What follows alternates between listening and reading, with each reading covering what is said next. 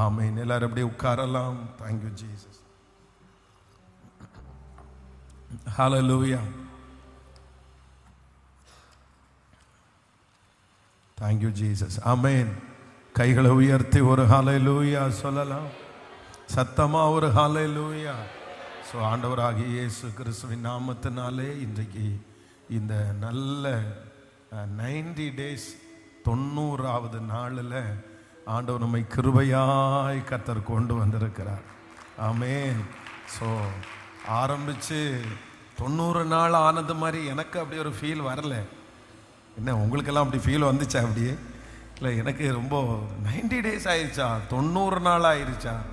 So 90 நாள் ஒரு கண்டினியூவாக ஒரு ஜெபத்தை ஏறெடுக்கிறதற்கு ஆண்டவர் பெரிய இரக்கத்தை கர்த்தர் நமக்காய் செய்திருக்கிறார். அவரே கூட இருந்தார், அவரே தேற்றினார். இது ஒரு சாதாரணமான ஒரு காரியம் அல்ல. அதான் இந்த பலன் நிச்சயமாய் அது நம்முடைய பலன் அல்ல, அது தேவனுடைய ஈவு. ஸோ நிறைய பேர் ஆன்லைனில் நிறைய பேர் பார்க்குறாங்க, சர்ச்சுக்கும் நிறைய பேர் வந்திருந்தாங்க. இப்போ இனி பண்டிகை காலங்கள் ஆரம்பிக்கிறதுனால இனிதான் நிறைய பேருக்கு சவால், துணி எடுக்க போகலாமா, குடில் கட்டலாமா அப்படின்னு. ஆனாலும் ஆரம்பித்தோம். நம்ம அதை பொருத்தனையோடு என்ன பண்ணணும்னா முடிக்கணும். நான் இந்த ஆன்லைனில் இருக்கிறவங்க எல்லாருக்குமே gift கொடுத்துட முடியாது. ஏன்னா பல ஆயிரக்கணக்கான ஜனங்கள் டெய்லி லைவில் சந்திக்கிறாங்க. உங்கள் எல்லாருக்காகவும் ஜெபிக்கிறேன், உங்கள் எல்லாருக்காகவும் சந்தோஷப்படுறேன். ஆனால் சர்ச்சில் ரெகுலராக இந்த 90 days 100 days-ம் அட்டன் பண்ணுறவங்களுக்கு ஒரு ஸ்பெஷல் gift ஒன்று கொடுக்கறதுக்காக நான் ரெடி பண்ணிட்டு இருக்கிறேன். அதனால் 100 நாட்களும் ஒரு நாள் கூட தவறாமல் கலந்து கொள்கிறவங்களுக்கு அந்த கிஃப்டை கொடுக்குறேன். கடைசி நாளில் கண்டிப்பாக எல்லாரும் கொடுக்குறேன். கை தூக்குங்க பார்க்கலாம். இப்போ 90 நாளும் சர்ச்சில் நான் வந்துட்டுருக்கிறேன். கை தூக்குங்க, நல்லா கை தூங்க. எனக்கு பயம் இல்லை, நான் ரொம்ப பயந்த பெரிய க்ரௌடோ அப்படின்ற மாதிரி. பரவாயில்ல. ஸோ ரொம்ப சந்தோஷம். 90 நாள் வரைக்கும் நீங்கள் வந்திருக்கிறீங்க. ஸோ ஒரு நாள் 2 நாள் அந்த மாதிரினா கூட நம்ம சரி கொஞ்சம் கன்சிடர் பண்ணலாம். ஏதோ ஒரு நாள் ஒரு எமர்ஜென்சி வந்திருக்கலாம், ஒரு பலவீனம் வந்திருக்கலாம். அதனால் அவங்க எல்லாருமே 95 days-ல் உங்கள்கிட்ட உங்கள் பேர், உங்கள் நம்பரை கரெக்டாக கவுண்ட் பண்ணி உங்களுக்கு பெஸ்ட்டாக ஒரு நல்ல ஒரு வாக்குத்தத்த வசனம் பெருசாக ஒன்று உங்களுக்கு கொடுக்கணும்னு நினைக்கிறேன். ஏன்னா 100 days நீங்கள் அட்டன் பண்ணிங்கல்ல. ஸோ ஆண்டவர் உங்களை பல மடங்கு கர்த்தர் ஆசீர்வதிப்பார். ஸோ அதை ஒரு பெரிய பொருத்தனையோடு எடுத்து, நிறைய பேருக்கு ஆசை, நிறைய பேருக்கு விருப்பம். ஆனாலும் சூழ்நிலைகள் நிமித்தமாக நீங்கள் ஒரு சில நாட்கள் வர முடியாமல் இருந்திருக்கலாம். ஆனாலும் அவங்கள உங்களை என்கரேஜ் பண்ணுறதுக்காக அந்த காரியத்தை செய்ய ஆண்டவர் பலன் தருவார். ஆண்டவருடைய பெரிய தயவுள்ள கரம் இதுவரைக்கும் நடத்தி வந்துருச்சு. வருகிறேன் நமக்கு 23ஆம் தேதி நம்முடைய 100 days, இன்னும் 10 நாள் தான் இருக்குது. இன்னும் 10 days, அவ்வளோதான். இந்த 10 நாளையில் ஆண்டவருடைய பெரிய மகிமையை கர்த்தர் நம்மத்தில் காண பண்ணுவாராக. அதனால் அந்த கடைசி நாள் சரியாக நமக்கு 5 o'clock 5 மணிக்கு ஆராதனை ஆரம்பமாகும். இன்னும் சாட்சிகளை கொடுக்காதவர்கள், திருச்சபையில் இருக்கிறவர்களும் உடனே சாட்சிகளை கொடுத்துருங்க. சும்மா லெட்டரில் எழுதி கொடுத்தாலும் பரவாயில்ல, ஆடியோவாக அனுப்பினாலும் பரவாயில்ல. ஆன்லைனில் இருக்கிற பிள்ளைகளும் வீடியோவாவோ ஆடியோவாவோ நீங்கள் அனுப்பும்படியாய் உங்களை மிகவும் அன்போடு கேட்கிறேன். ஆண்டவர் உங்களை ஆச்சரியமாய் கர்த்தர் நடத்துவாராக. ஹல்லேலூயா. கைகளை அசைத்து ஒரு ஹல்லேலூயா. வேதத்தில் இந்த காத்திருக்குதல் அப்படின்றதுல பெரிய ஆசீர்வாதம் அடங்கி இருக்கிறது. வேதம் சொல்லுகிறது, கர்த்தருக்கு காத்திருக்கிறவர்களோ புது பலன் அடைந்து செட்டைகளை அடித்து உயரே எழும்புவார்கள். அப்போ கர்த்தருக்கு காத்திருக்கிறவர்களை ஆண்டவர் கழுகுக்கு சமானமாய் ஆண்டவர் சொல்லுகிறார். அப்போ ஒரு காரியத்தை நம்முடைய வாழ்க்கையிலே பெற்றுக்கொள்வதற்கு இந்த காத்திருக்கிறதல் அப்படின்றது ரொம்ப அவசியமான ஒன்று. ஆண்டவராகிய இயேசு கிறிஸ்து அவர் உயிரோடு எழுந்து அவர் என்ன சொல்றார் அப்படின்னு சொன்னா, நான் போவேனே ஆகில் உங்களுக்கு ஒரு தேற்றரவாளனை அனுப்புவேன், அவர் உங்களை சகல சத்தியத்திற்குள்ளும் வழி நடத்துவார். அதனால அந்த தேற்றரவாளனை நீங்க பெற்றுக்கொள்ளுகிறதற்கு நீங்க காத்திருங்க அப்படின்னு ஆண்டவர் சொல்லிட்டு போவார். அப்போ அதுல காத்திருந்தவங்க எவ்வளவு பேர் அப்படின்னா, கிட்டத்தட்ட 500 பேர் அதுல காத்திருந்தாங்க. 500 பேர் அபிஷேகம் வரும், ஆவியானவர் நம்மளை நிரப்புவார், நம்ம புதுமையாக்கப்படுவோம் அப்படின்னு சொல்லி 500 பேர் காத்திருந்து சிலருக்கு வந்து உடனே ஆண்டவர் சொன்ன உடனே நாளைக்கு காலையிலே வந்து இறங்கிடல, அடுத்த நாள் வந்து இறங்கிடல. இந்த 500 பேர் காத்திருந்து குறைஞ்சு கடைசியில் எவ்வளவு பேரா மாறினாங்கன்னா 120 பேரா மாறினாங்க. 120 பேரா மாறினாங்க.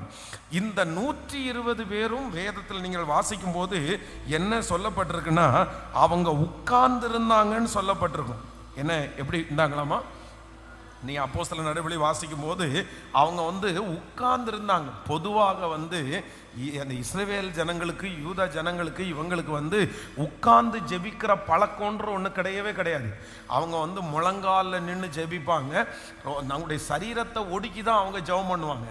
அவர்களும் அந்த 120 பேரும் காத்திருந்து என்ன பண்ணிட்டாங்கன்னா, ஏறக்குறைய களைச்சு போய் அவங்க உட்கார்ந்து இருந்தாங்க, ஆனால் காத்திருந்தாங்க. பரவாயில்ல, ஆண்டவர் செய்வார், வாக்கு கொடுத்துருக்கிறார்ல, இவ்வளவு நாள் கொடுத்த வாக்கு அவர் நிறைவேற்றினார்ல, இத்தனை நாட்களும் அவர் கொடுத்த வார்த்தை ஒன்று கூட மாறல, அப்போ இந்த வார்த்தையும் மாறாதுன்னு சொல்லி 120 பேரும் காத்திருந்தாங்க. அந்த 120 பேர் மேலும் ஆவியானவர் பலத்த கிரியையுடன் இறங்கினார். அவர்கள் பற்பல பாஷைகளை பேசினார்கள். அவர்கள் வல்லமை உள்ளவர்களாய் மாற்றப்பட்டார்கள். அவர்கள் மூலமாய் அற்புதங்கள், அடையாளங்கள் இந்த உலகத்திலே நடந்தது. இன்னொரு நாட்டினுடைய பாஷையை அவங்க பேசி எல்லாருக்கும் பிரமிப்பு உண்டாயிருச்சு. அதனால நம்முடைய ஆண்டவர் வந்து காத்திருக்குதலை கர்த்தர் விரும்புகிறவர். அதான் சில நேரங்களில் நமக்கு சோர்வுகள் வரலாம். சில காரியத்திற்காக ஜெபித்து அது நடக்காத போது உங்களுக்கு நம்ம எத்தனை நாள் தான் காத்திருக்கிறது, எவ்வளவு நாள் தான் ஜெபம் பண்றது அப்படின்னு நம்ம நினைக்க வேண்டாம். அந்த ராஜா இரக்கம் செய்யும் வரைக்கும் அந்த அம்மா அந்த ராஜாவை விடாமல், அதான் என்னை இவள் தொந்தரவு பண்றா, இவன் என்ன ரொம்ப டார்ச்சர் பண்றா, என்ன விட மாட்டேங்கிறா, அதனால இவளுடைய காரியத்தில் என்ன நியாயம்னு பார்த்து செய்யுங்க அப்படின்ற ஒரு காலகட்டமும் இருக்கிறது. அப்போ சில காரியத்தில் அற்புதங்கள் ஆண்டவருடைய பிள்ளைகளுக்கு நடக்கணும்னா நம்ம எப்படி ஜெபம் பண்ணணும்னா, நம்ம காத்திருந்து வலுக்கட்டாயமாக தான் நம்ம ஜெபம் பண்ணணும். ஏன் அப்படின்னா அதற்கு பின்பாக ஒரு பெரிய தடை இருக்கும், அதற்கு பின்பாக ஒரு பெரிய சாபங்கள் இருக்கும், அதற்கு பின்பாக நிறைய பேருடைய அக்கிரமம் இருக்கும். அது நமக்கு தெரியாது. அது வந்து பல தலைமுறைக்கும் இந்த காரியங்கள் நடக்காது என்கிற சாபத்தை வாங்கியிருப்பாங்க. அதை உடைக்கணும் அப்படின்னு சொன்னா நம்ம காத்திருந்து அந்த காரியத்தில் இரக்கம் செய்கிற வரைக்கும் ஜெபிக்கக்கூடிய ஒரு கிருபையை கர்த்தர் தருவாராக. அதனால நீங்க சோர்ந்து போகாதீங்க. 120 பேர் மேல கர்த்தர் இறங்கினது உண்மையானால் நீங்க ஜெபிக்கிற ஜெபம் வீணா போகாது, உங்க காத்திருப்பு வீணா போகாது. கர்த்தருக்கு காத்திருக்கிற நீங்க புது பலனை நீங்க அடைவீங்க. இந்த 100 நாள் ஜெபத்துல காத்திருக்கிற உங்களுக்கு ஒரு அற்புதம் நிச்சயமாய் நடக்கும். அவர் பார்த்து கொண்டிருக்கிறார். அவருடைய கண்கள் நீ பிள்ளைகள் மேல கவனமா இருக்கிறது. அவருடைய கண்ணுக்கு ஒருத்தரும் நம்ம மறைக்க முடியாது. அவர் நமக்கு கிருபையாய் இறங்குவார். ஹல்லேலூயா. கைகளை உயர்த்தி அப்பாட்ட சொல்லுங்க, அந்த காத்திருக்கக்கூடிய பலனை, காத்திருக்கக்கூடிய பலனை சொல்லுங்க முழு பலத்தோட, இயேசுவே காத்திருக்கக்கூடிய பலனை எனக்கு தருகிறவர், காத்திருக்கக்கூடிய பலனை எனக்கு தருகிறவர், காத்திருக்கக்கூடிய பலனை எனக்கு தருகிறவர். ஆமேன்.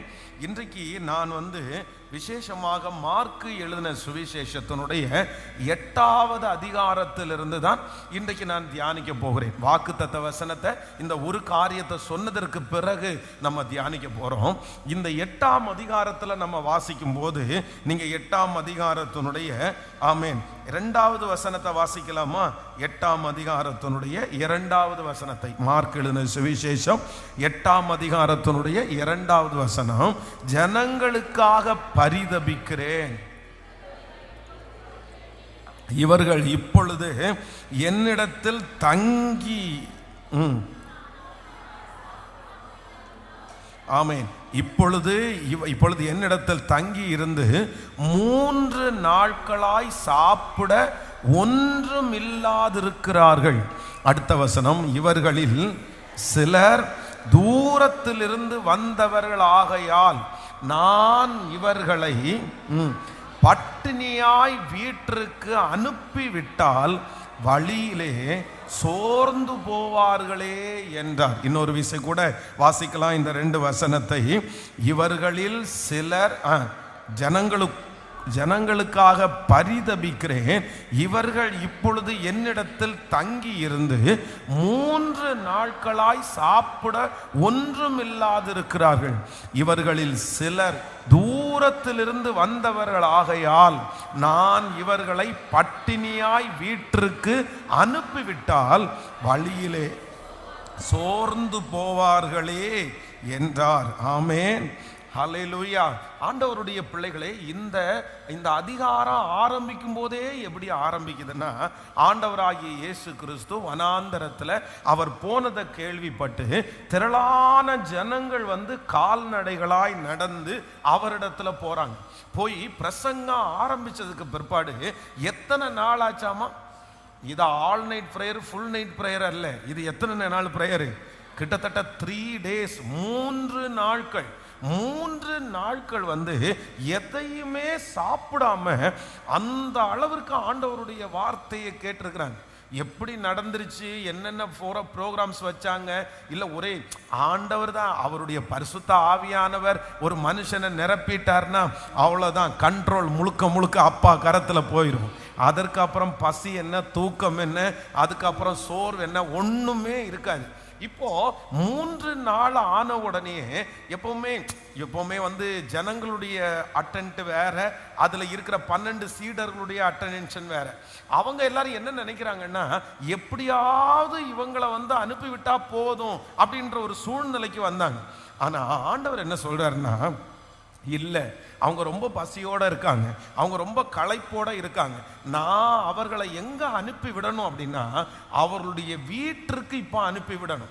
அப்போ நான் இதுல என்ன நினைக்கிறேன் அப்படின்னா, நமக்குன்னு ஒரு டெஸ்டினேஷன், நமக்குன்னு ஒரு லக்கு, நமக்குன்னு ஒரு தரிசனம், நமக்கென்கிற ஒரு உயர்வு. வீடு அப்படின்றது ஒரு சமாதானமான இடம். வீடு என்கிறது கர்த்தர் நமக்கு கொடுத்திருக்கிற ஒரு ஆசீர்வாதமான இடம். அப்போ அந்த இடத்துல அனுப்புகிறதற்கு இப்போ வழியில ஆவிக்குரிய ஸ்ட்ரென்த் அவங்களுக்கு கிடைச்சிருச்சு. ஆவிக்குரிய வாழ்க்கையில நிறைய வசனம் அவங்களுக்கு கிடைச்சிருச்சு, பிரசன்னம் அவங்களுக்கு கிடைச்சிருச்சு. ஆனா இப்போ ஆவி பலம் உள்ளதா இருக்குது, மாம்சம் எப்படி இருக்குன்னா பலவீனமா இருக்குது.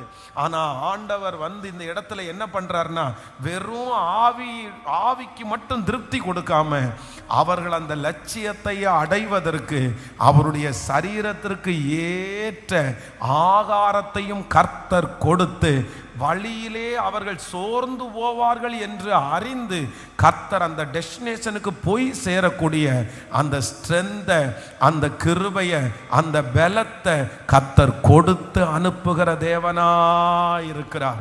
நான் நம்புறேன், உங்களுடைய லக்குகளை நீங்கள் அடைவீர்கள், உங்களுடைய தரிசனங்களை நீங்கள் அடைவீர்கள். யார் தடுத்து நிறுத்தினாலும் தேவன் உங்களுக்கு கொண்டு போய் வைக்க போகிற அந்த எட்டாத உயரத்திற்கு நீங்கள் நிச்சயம் போய் சேருவீர்கள். அந்த தரிசனம் உங்களுக்கு நிறைவேறும். அந்த வீட்டிற்கு ஆண்டவர் உங்களை கொண்டு போவார், அந்த உயரத்திற்கு ஆண்டவர் உங்களை கொண்டு போவார். ஆமென். அதற்கு தேவையான உடல் பலத்தையும், அதற்கு தேவையான மன பலத்தையும், அதற்கு தேவையான சகலத்தையும் அவர் நமக்கு தருவேன் என்று கர்த்தர் வாக்கு கொடுக்கிறார். நான் நம்புறேன், ஆண்டவருக்கு சித்தமா இருக்குமானால் அடுத்த ஆண்டு உங்க டெஸ்டினேஷனுக்கு நேரா கர்த்தர் உங்களை நடத்துறாரு, உங்க லட்சியத்திற்கு நேரா நடத்தி கொண்டு போறாரு. இதுவரையிலும் நீங்கள் அனுபவித்திராத ஒரு தெம்பு உங்களுக்கு கிடைக்கும், சரீர பலன் உங்களுக்கு கிடைக்கும். இந்த ஊழியத்தை நிறைவேற்றுவதற்கு பலவீனமான சரீரத்தை கர்த்தர் பலனாய் மாற்றுவார். ஆமென். அப்போஸ்தலனாகிய பவுலை குறித்து வேதம் சொல்லுது, தன்னுடைய வாழ்க்கையில எதுக்குமே ஜெபம் பண்ணாத நபர் அந்த பலவீனத்திற்காக ஜெபம் பண்றாரு. ஆனா எங்கேயாவது ஒரு இடத்துல இந்த பலவீனத்தின் நிமித்தமா நான் இப்படி பிரசங்கம் பண்ண முடியாம போயிருச்சு, இந்த பலவீனத்தின் நிமித்தமா நான் இப்படி யாருக்கும் ஜெபம் பண்ண முடியாம போயிருச்சு, ஏதாவது ஒரு இடத்துல அவர் மென்ஷன் பண்றாரா? இல்ல. அவர் என்ன சொல்றாருன்னா, என் பலவீனத்திலே அவருடைய பலன் பூரணமாய் விளங்கிற்று. நான் அல்ல, என்னை குறித்து நான் எதுவும் சொல்ல முடியாது. ஆனா என்னை பலப்படுத்துகிற கிறிஸ்துவினாலே எல்லாவற்றையும் செய்ய எனக்கு பலன் உண்டு. இந்த ஜெபத்திற்கு பிற்பாடு உங்களுக்கு புது பலன் கிடைக்க போகிறது. உங்க காரியத்தை சிறப்பாய் செய்வதற்கு ஆண்டவர் பலத்தை கர்த்தர் தரப்போறாரு. ஹல்லேலூயா. என் சரீரம் இவ்வளவு பலவீனமான சரீரமா இருக்குது, இவ்வளவு நான் கஷ்டப்படுறேனே, இந்த பலவீனத்தை வச்சு இந்த லட்சியத்தை நான் அடைய முடியுமா? நான் போய் சேருவேனா? இதற்கான செலவு உண்டாகுமா? இதற்கான ஞானம் எனக்கு கிடைக்குமா? எனக்கு தரிசனம் ரொம்ப பெருசா இருக்குது, எனக்கு நிறைய கொடுத்துருங்க, ஆனா என்னால செய்ய முடியாதோன்ற ஒரு பதட்டம் யாரோ ஒருத்தருக்குள்ள இருக்கலாம். அதற்கு உடம்பு ஒத்துழைக்காம இருக்கலாம், அதற்கு குடும்பம் ஒத்துழைக்காம இருக்கலாம், அதற்கு நிறைய விஷயங்கள் உங்களுக்கு தடையாகவே இருக்கலாம். ஆனா கர்த்தர் இன்னைக்கு கிருபையாய் வாக்கு கொடுக்கிறார். உங்களை அழைச்ச தெய்வம், உங்களை வசனத்தை கேட்க பண்ணின தெய்வம், உங்களை வசனத்தினால திருப்தி ஆக்கின தெய்வம் உங்க டெஸ்டினேஷனை அடைகிற அளவிற்கு அந்த அபிஷேகத்தை கர்த்தர் தருவார். அந்த மகிமையை ஆண்டவர் தருவார். கரங்களை தட்டி நிறைய பேருக்கு இந்த 90வது நாள் அந்த பிள்ளைய வளர்க்கக்கூடிய கிருபையை தர்றார். அந்த குடும்பத்தை பார்த்துக்க கூடிய கிருபையை தர்றாரு. இல்ல, நீங்க அதை விட்டு ஓட வேண்டிய அவசியம் இல்லை, நீங்க அதற்கு பயப்பட வேண்டிய அவசியம் இல்லை. எத்தனை எதிர்ப்புகள் வந்தாலும், எத்தனை மனிதர்கள் எழும்பினாலும் கர்த்தருடைய ஆவியானவர் சொல்லுகிறார், அந்த டெஸ்டினேஷனுக்கு நேராக கொண்டு போகிறவர் கர்த்தர், அந்த லட்சியத்திற்கு நேராய் கொண்டு போகிறவர் கர்த்தர். எத்தனை பேர் உங்களுக்கு விரோதமாய் எழும்பினாலும் அது ஒன்றும் உங்களை சேதப்படுத்த மாட்டாது. நல்ல கரங்களை தட்டி முழு பலத்தோடு அந்த ஆவியானுடைய மகிமை இப்ப ஊற்றப்படட்டும். ஆமென், ஊற்றப்படட்டும். இவர்களை பட்டினியாய் வீட்டிற்கு அனுப்பிவிட்டால் வழியிலே சோர்ந்து போவார்களே என்று நினைத்து அவர்களை திருப்தியாய் சாப்பிட வைத்து பிரயாணத்துக்கான சகல காரியத்தை ஒழுங்கு பண்ணி கர்த்தர் அவர்களை நடத்தினார். ஹல்லேலூயா. அதைத்தான் சீடர்களிடத்துல ஆண்டவர் கேட்கும் போது சொல்றாரு, நீங்க ரெண்டு பேரா எங்க கிளம்பி போங்க, ஊழியத்திற்காக 2 பேரா ஊழியத்திற்காக கிளம்பி போங்க. ஆனா உங்க கையில ஒரு பையும் சோத்து மூட்டையும் எடுத்துட்டு போக வேண்டாம், நீங்க ஒன்னும் எடுத்துட்டு போக வேண்டாம், நான் உன்னை அனுப்புறேன், நீங்க போங்க அப்படின்னு சொல்லி அனுப்பி விட்டாச்சு. ஐயோ, நம்ம இப்படி சொன்னார்ன்றதுக்காக போறோமே, பசிச்சா என்ன பண்ணுவோம், வார்த்தையை கேட்டா எப்படி பேசுவோம் அப்படின்ற தடுமாற்றெல்லாம் நிறைய அவர்களுக்குள்ளே இருந்துச்சு. இப்போ அவர்கள் திரும்பி வந்தாங்க. திரும்பி வரும்போது அவர்களை பார்த்து கேட்கிறாரு, உங்களுக்கு ஏதாவது இல்லாம போச்சா, உங்களுக்கு ஏதாவது குறைஞ்சிருச்சா? அப்ப அவங்க என்ன பதில் சொல்றாங்க அப்படின்னு சொன்னா, எங்களுக்கு ஒன்றும் குறைவுபடவே இல்லை. அதன் நேரத்திற்கு அந்தந்த காரியத்தை கர்த்தர் சிறப்பா எங்களுக்கு தந்தார்.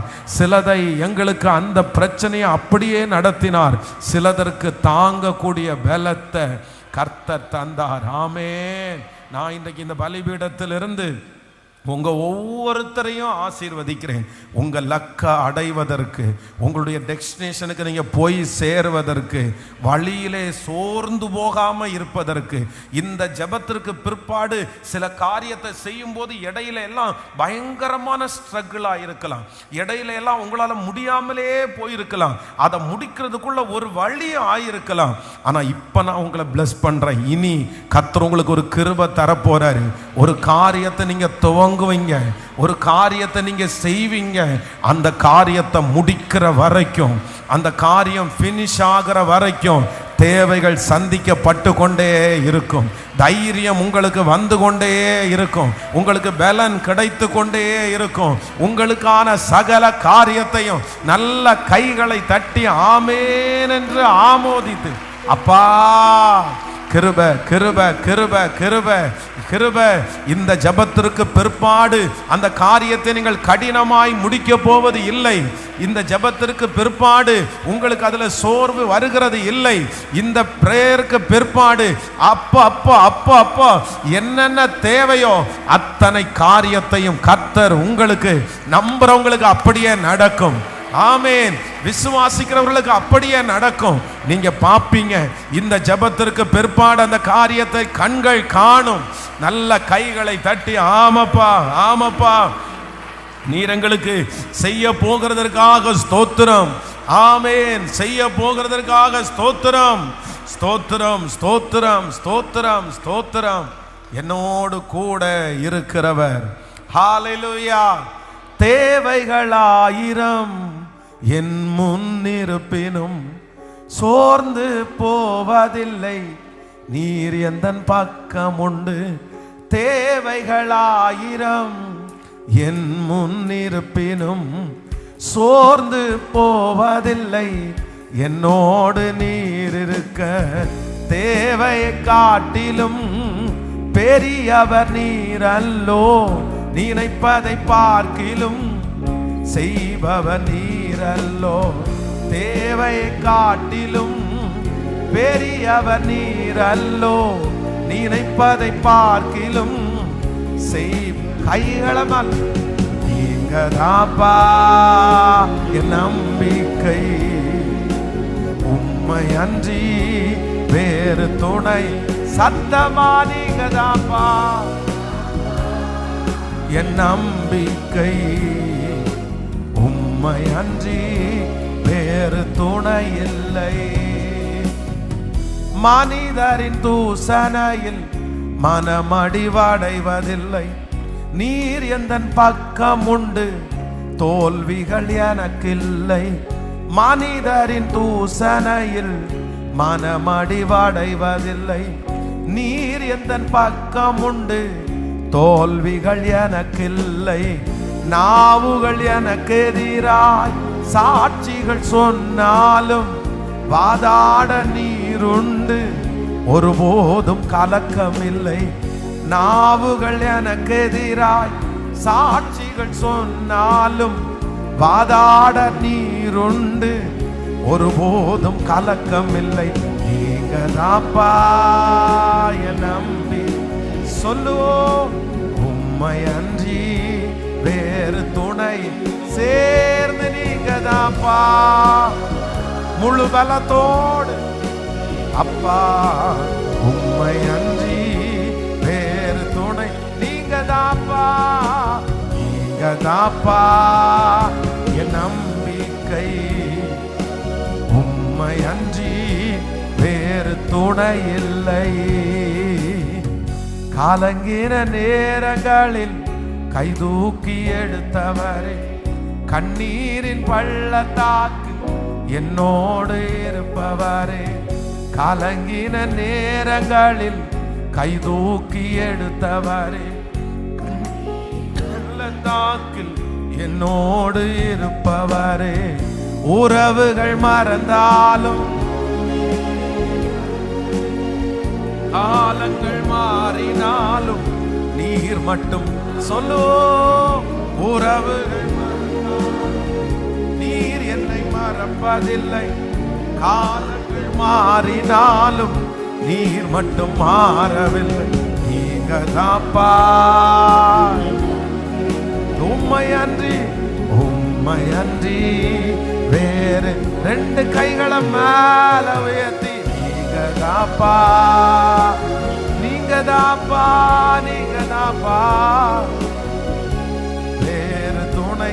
நீங்க தாப்பா நீங்க தாப்பா என் நம்பிக்கை, உம்மை அன்றி வேறு துணை இல்லை. ஹல்லேலூயா. அப்போ இந்த 90வது நாள்ல இந்த 90 டேஸில் ஆண்டவர் கிருபையாய் நமக்கு வாக்கு கொடுக்கிறார். நீங்கள் வீட்டிற்கு போவதற்கு தேவையான எல்லா ஸ்ட்ரென்த்தையும், அப்படின்னா உங்களுடைய டெஸ்டினேஷனை, அந்த தரிசனத்தை அடைவதற்கு, நீங்கள் துவங்கின காரியத்தை முடிப்பதற்கு, நீங்கள் ஆரம்பிச்சிருக்கிற காரியத்தை செவ்வையாய் செய்து முடிப்பதற்கு தேவையான பலத்தையும், அவர் வெறும் வார்த்தையை மட்டும் கொடுக்கிறவர் அல்ல. அவர் வெறும் 3 நாள் உட்கார வச்சுட்டு ஆராதனையை மட்டும் செய்யுங்கன்னு சொல்லி அனுப்புகிறவர் அவர் அல்ல. எல்லாரும் போட்டோன்னு பார்க்கும்போது ஆண்டவர் மட்டும், ஏசப்பா மட்டும் என்ன சொல்றாருன்னா, இல்லப்பா இங்கிருந்து அவ்வளவு தூரம் அவங்க நடந்து போகணும்ல, அவங்க களைச்சு போவாங்கல்ல, அவங்களுக்கு சாப்பாடு கொடுத்து அனுப்பலாம்ப்பா, அவங்கள திருப்தியா அனுப்பலாம்ப்பா. வழியில என்ன பண்ணுவாங்களாம், அவங்க வழியில சோர்ந்து போவார்கள். நம்முடைய துவக்கத்தை மட்டும் அறிகிறவர் அல்ல, நம்முடைய முடிவையும் அறிகிற கர்த்தர். ஆமென். இந்த காரியத்தை ஆரம்பிக்கும் போது இருக்கிற கர்த்தர் மட்டும் அல்ல, முடிக்கிற வரைக்கும் உங்களோடும் என்னோடும் இருக்கிற கர்த்தர். உங்களுக்கு என்னென்ன ஸ்ட்ரகிள்ஸ் வரும்னு கர்த்தருக்கு தெரியும். உங்களுக்கு எவ்வளவு பிரச்சனை வரும்னு கர்த்தருக்கு தெரியும். உங்களுக்கு என்ன தேவைன்னு கர்த்தருக்கு தெரியும். நான் நம்புறேன், அந்த தேவைகளை இதற்கு பிறகு கர்த்தர் சந்திப்பதை உங்க கண்கள் காணும். சிஸ்டர், அந்த காரியம் நடக்கும். பிரதர், அந்த காரியம் நடக்கும். தகப்பனே, தாயே, நீங்க பயப்பட வேண்டாம். கர்த்தர் தானே ஆரம்பிக்க பண்ணினார், ஆண்டவர் தானே செய்தார், ஆண்டவர் தானே உங்க பிரயாணத்தை ஆரம்பிச்சார். கர்த்தர் வாக்கு கொடுக்கிறார், நான் தேவைகளை சந்திப்பேன், நான் வழிகளை திறப்பேன். நீ சோர்ந்து போகாதபடி அந்த காரியம் முழுவதுக்கும் காரியங்களை கர்த்தர் வாய்க்க பண்ணுவார். நீங்க கரங்களை தட்ட அந்த அபிஷேகத்தினுடைய நிறைவு இன்றைக்கு ஆரம்பமாகட்டும், இப்பொழுது ஆரம்பமாகட்டும். ஸ்தோத்திரம், ஸ்தோத்திரம், ஸ்தோத்திரம், ஸ்தோத்திரம். அதற்கு காத்திருக்க கூடிய பலன். ஆமென். அதற்கு காத்திருக்க கூடிய பலன். ஆமென். ஹல்லேலூயா. எனக்கு இந்த எலியாவை போஷித்த ஒரு காக்காவை குறித்து தான் அடிக்கடி ஞாபகம் வரும். ஆனா இந்த காக்கா பாருங்க, ரொம்ப இச்சை அடக்கமுள்ள காக்கா. என்ன காக்கா? நமக்கு நம்ம சில நேரத்தில் சொல்லுவோம், கை கெட்டுனது வாய் கெட்டாம போச்சுன்னு நம்ம சொல்லுவோம். ஆனா காக்காவை பார்த்து சொன்னா, வாய் கெட்டுனது தொண்டை கெட்டாம போச்சேப்பா உனக்கு, வாய் கெட்டுனது வயிற்று கெட்டாம போச்சேப்பா உனக்கு. ஏன்னா காக்கா இறைச்சியை எங்க தான் கொண்டு வர முடியும்? அப்படியே வாயில கொண்டு வர முடியும். அப்படியே எப்படி கொண்டு வச்சுன்னு தெரியல, அது எவ்வளவு பெரிய காக்கான்னு நமக்கு தெரியல. இப்போ ரெகுலரா அதுக்கு என்னதான் இருந்தாலும் அந்த கறியினுடைய ஒரு ஸ்மெல் இருக்க தானே செய்யும். அந்த இறைச்சியை கொண்டு வரும்போது, இவனுக்கெல்லாம் கிடைக்குது, நமக்கு பாருங்க கொண்டு போய் கொடுக்குற டியூட்டி மட்டும்தான் கிடைக்குது. ஆனாலும் ரொம்ப இச்சை அடக்கமா, அது ஊழியக்காரனுக்குரியது, ஆண்டவர் கட்டளையிட்டு இருக்கிறாரு. அந்த காத்தா ரெகுலரா கொண்டு கொடுத்துட்டே இருந்துச்சு. இப்போ பைபிள் என்ன சொல்லுது அப்படின்னா, அவன் குடித்து கொண்டு வந்திருந்த கேரிட் ஆற்று நீர், சொல்லுங்களேன், வற்றிருச்சு. உடனே ஆண்டவர் என்ன சொல்றாருன்னா, நீ இங்க இருந்து எந்திரிச்சு எங்க போ, நீ சாரி பார்த்து ஊருக்கு போன்னு சொன்னாரு. ஆனா எனக்கு அதுல ஒரு சந்தேகம் என்ன அப்படின்னா, கேரித்த ஆற்று நீர் வற்றிருச்சு, ஆனா காக்காவுக்கு இறைச்சி அது ஸ்டாப் ஆயிருச்சு, ஆண்டவர் நிறுத்தினாரு. அவர் போன உடனே இறைச்சி திருப்பி கிடைக்கல அப்படின்னு சொல்லலை. அதனால நான் என்ன நினைக்கிறேன், அந்த காக்காவை கூப்பிட்டு, இனி வர்ற இறைச்சி எல்லாம் உனக்கு தான்ப்பா, நீ என்ஜாய் பண்ணிக்கோ. இதுவரைக்கும் இந்த ஊழியத்தை உத்தமமா செஞ்சதுனால இப்போ இனி வர்றது அவனை நான் வெளியே போஷிக்க ஆரம்பிச்சேன், இனி உனக்கு நீ எடுத்துக்கொள்ளலாம் அப்படின்னு சொல்லியிருப்பாரு. ஆமேன். அடுத்த நாள் காலையில காக்கா கேரி தாற்று பக்கத்துல எலியாவை தேடி தேடி கண்டுபிடிக்க முடியாம, ஆளை காணோம் அப்படின்னு, ஆண்டவரே நீங்க சொன்ன ஆள் இல்லை, என்னாச்சு அப்படின்னு கேட்டா, இனி உனக்கு தான், அதை நீ சாப்பிடு அப்படின்னு சொல்லி இருக்கலாம்ல. அதனால நான் என்ன நம்புறேன் அப்படின்னா, நம்ம அவரை உத்தமமாய் சேவிக்கிறோம், அவரோட கூட இருக்கிறோம், அவருடைய சமூகத்தில் இந்த 90 நாட்களாய் காத்திருக்கிறோம். இப்போ அவர் இந்த 100 நாள் முடிச்ச உடனே நம்மளை அனுப்புவாரு, வெறுமையா அனுப்ப மாட்டாரு. வழியில நீங்க சோர்ந்து போவீங்கன்னு அவருக்கு தெரியும். வெறுமையா அனுப்ப மாட்டாரு. இதுவரைக்கும் ஒன்றும் கிடைக்காதது மாதிரி தெரியலாம், இதுவரைக்கும் எந்த பதிலும் இல்லாதது மாதிரி தெரிக்கலாம். ஆனா இந்த ஜெபம் முடிச்சதற்கு பிறகு பதில்கள் தொடர போகிறது, அற்புதங்கள் தொடர போகிறது, தேவனுடைய அதிசயம் தொடர போகிறது. என்னுடைய ஆண்டவரை பொறுத்த வரைக்கும் ஒரு நாளிலே செய்ததை விட அன்றோடு மறந்து விடுகிறவர் அல்ல. ஒரு நாள் செய்த, ஒரு நாளுடைய கீழ்ப்படிதல், ஒரு நாளுடைய விட்டு கொடுத்தல், ஒரு நாளுடைய அர்ப்பணிப்பு, ஒரு நாளுடைய ஜெபத்தை வருஷ கணக்கா எனக்கு ஆசீர்வாதத்தை கொண்டு வர முடியும். அந்த ஒரு அர்ப்பணிப்பிற்கு என் வாழ்நாள் முழுதும் என்ன நல்லா வச்சுக்கிறதற்கு என் ஆண்டவரால முடியும். எத்தனை பேரை ஆமோதிக்கிறீங்க? சில நேரத்தில் நம்ம ஒரு நாள் தான் அதை விட்டு கொடுப்போம், ஆனால் கர்த்தர் அதை கணக்கில் வச்சு வாழ்நாள் முழுதும் நம்மை நடத்துவதற்கு கர்த்தர், அதனால் இந்த பலிபீடத்திலிருந்து நான் உங்களை ஆசீர்வதிக்கிறேன். உங்களுடைய டெஸ்டினேஷனை அடையக்கூடிய சகலமும் உங்களுக்கு அவருடைய கரத்தினால் கிடைக்கும். அவருடைய பாதத்தை நம்பி வந்த உங்களுக்கு அவராலே ஒரு நிறைவான பலன் நிச்சயம் கிடைக்கும். ஹல்லேலூயா. நீங்க அது அறிஞ்சுக்கிட்டா போதும், நீங்க அதை தெரிஞ்சுக்கிட்டா போதும். அது நம்மகிட்ட இருக்குன்றது உங்களுக்கு, அந்த ஞானம் உங்களுக்கு போதுமானது, அந்த தைரியம் உங்களுக்கு போதுமானது. அது கர்த்தர் தான் உங்களுக்கு கொடுக்கணும். நீங்க வளர வளர தான் அது கிடைக்கும். நீங்க தேவ சமூகத்தில் உட்கார தான் கிடைக்கும். அப்படின்னா ஒரு விஷயத்தை நம்ம துவங்கும் போது, அந்த விஷயத்துல சில தடைகள் வரும்போது, சில பிரச்சனைகள் வரும்போது கலங்காம அந்த காரியத்தை முடிக்கிறதற்கு அதுக்குன்னு ஒரு ஞானம் இருக்குது, அதுக்குன்னு ஒரு நடத்துதல் இருக்குது. ஏன் இந்த இடத்துல இது தடைப்பட்டுருச்சு, எதுக்காக இத்தனை நாள் இது ஸ்ட்ரகிள் ஆகி கிடக்குது, இதுல என்ன பிரச்சனை இருக்குது, நம்ம ஏன் இதுல பயப்படக்கூடாது, இதெல்லாம் ஒரு பெரிய ஐடியா, இதெல்லாம் ஒரு பெரிய ஞானம். இது எப்ப கிடைக்கும் அப்படின்னா, நீங்க அவருடைய சமூகத்துல நெருங்கி நீங்க அதை யோசிக்கணும். ஆண்டவருடைய பிள்ளைகள் எப்பொழுதுமே நம்முடைய வாழ்க்கையில எது நடந்தாலும் உடனே அதை ஒரு முடிவுன்னு நம்ம நினைச்சிடக்கூடாது. நம்ம உடனே என்ன நினைக்கணும் அப்படின்னா, அன்றியும் அவருடைய தீர்மானத்தின் படி அழைக்கப்பட்டவர்களாகி தேவனிடத்தில் அன்பு கூறுகிறவர்களுக்கு சகலமும் நன்மைக்கு ஏதுவாய். ஓ, இந்த பணம் வராததுக்கு இது ஒரு காரணமா? இது ஒரு காரணம் இருக்கும். இந்த இடத்துல இது இப்படி திடீர்னு ஒரு தடையானதுக்கு ஒரு காரணம் இருக்கும். இவன் காரணம் இல்லாம இந்த இடத்துல சண்டை போடுறான், அது ஒரு காரணம் இருக்கும். இந்த இடத்துல இவன் காரணம் இல்லாம நம்மளை கெட்ட வார்த்தை பேசுறான், அது ஒரு காரணம் இருக்கும். எது நடந்தாலும் அதுக்கு பின்னணியில கண்டிப்பாக ஏதோ ஒன்று மறைமுகமா கர்த்தர் வச்சிருப்பாரு. அதனால நான் என்ன நம்புறேன் அப்படின்னா, அவருடைய அனுமதி இல்லாம தான் ஒன்றும் நடக்க போறது இல்லையே. அதனால இப்ப நடந்தா சந்தோஷம், 10 நாள் லேட்டா நடந்தா அதை விட சந்தோஷம், 50 நாள் லேட்டா நடந்தா அதை விட ஒரு பெரிய மகிமையை கர்த்தர் நம்மேல் வைத்திருப்பார்.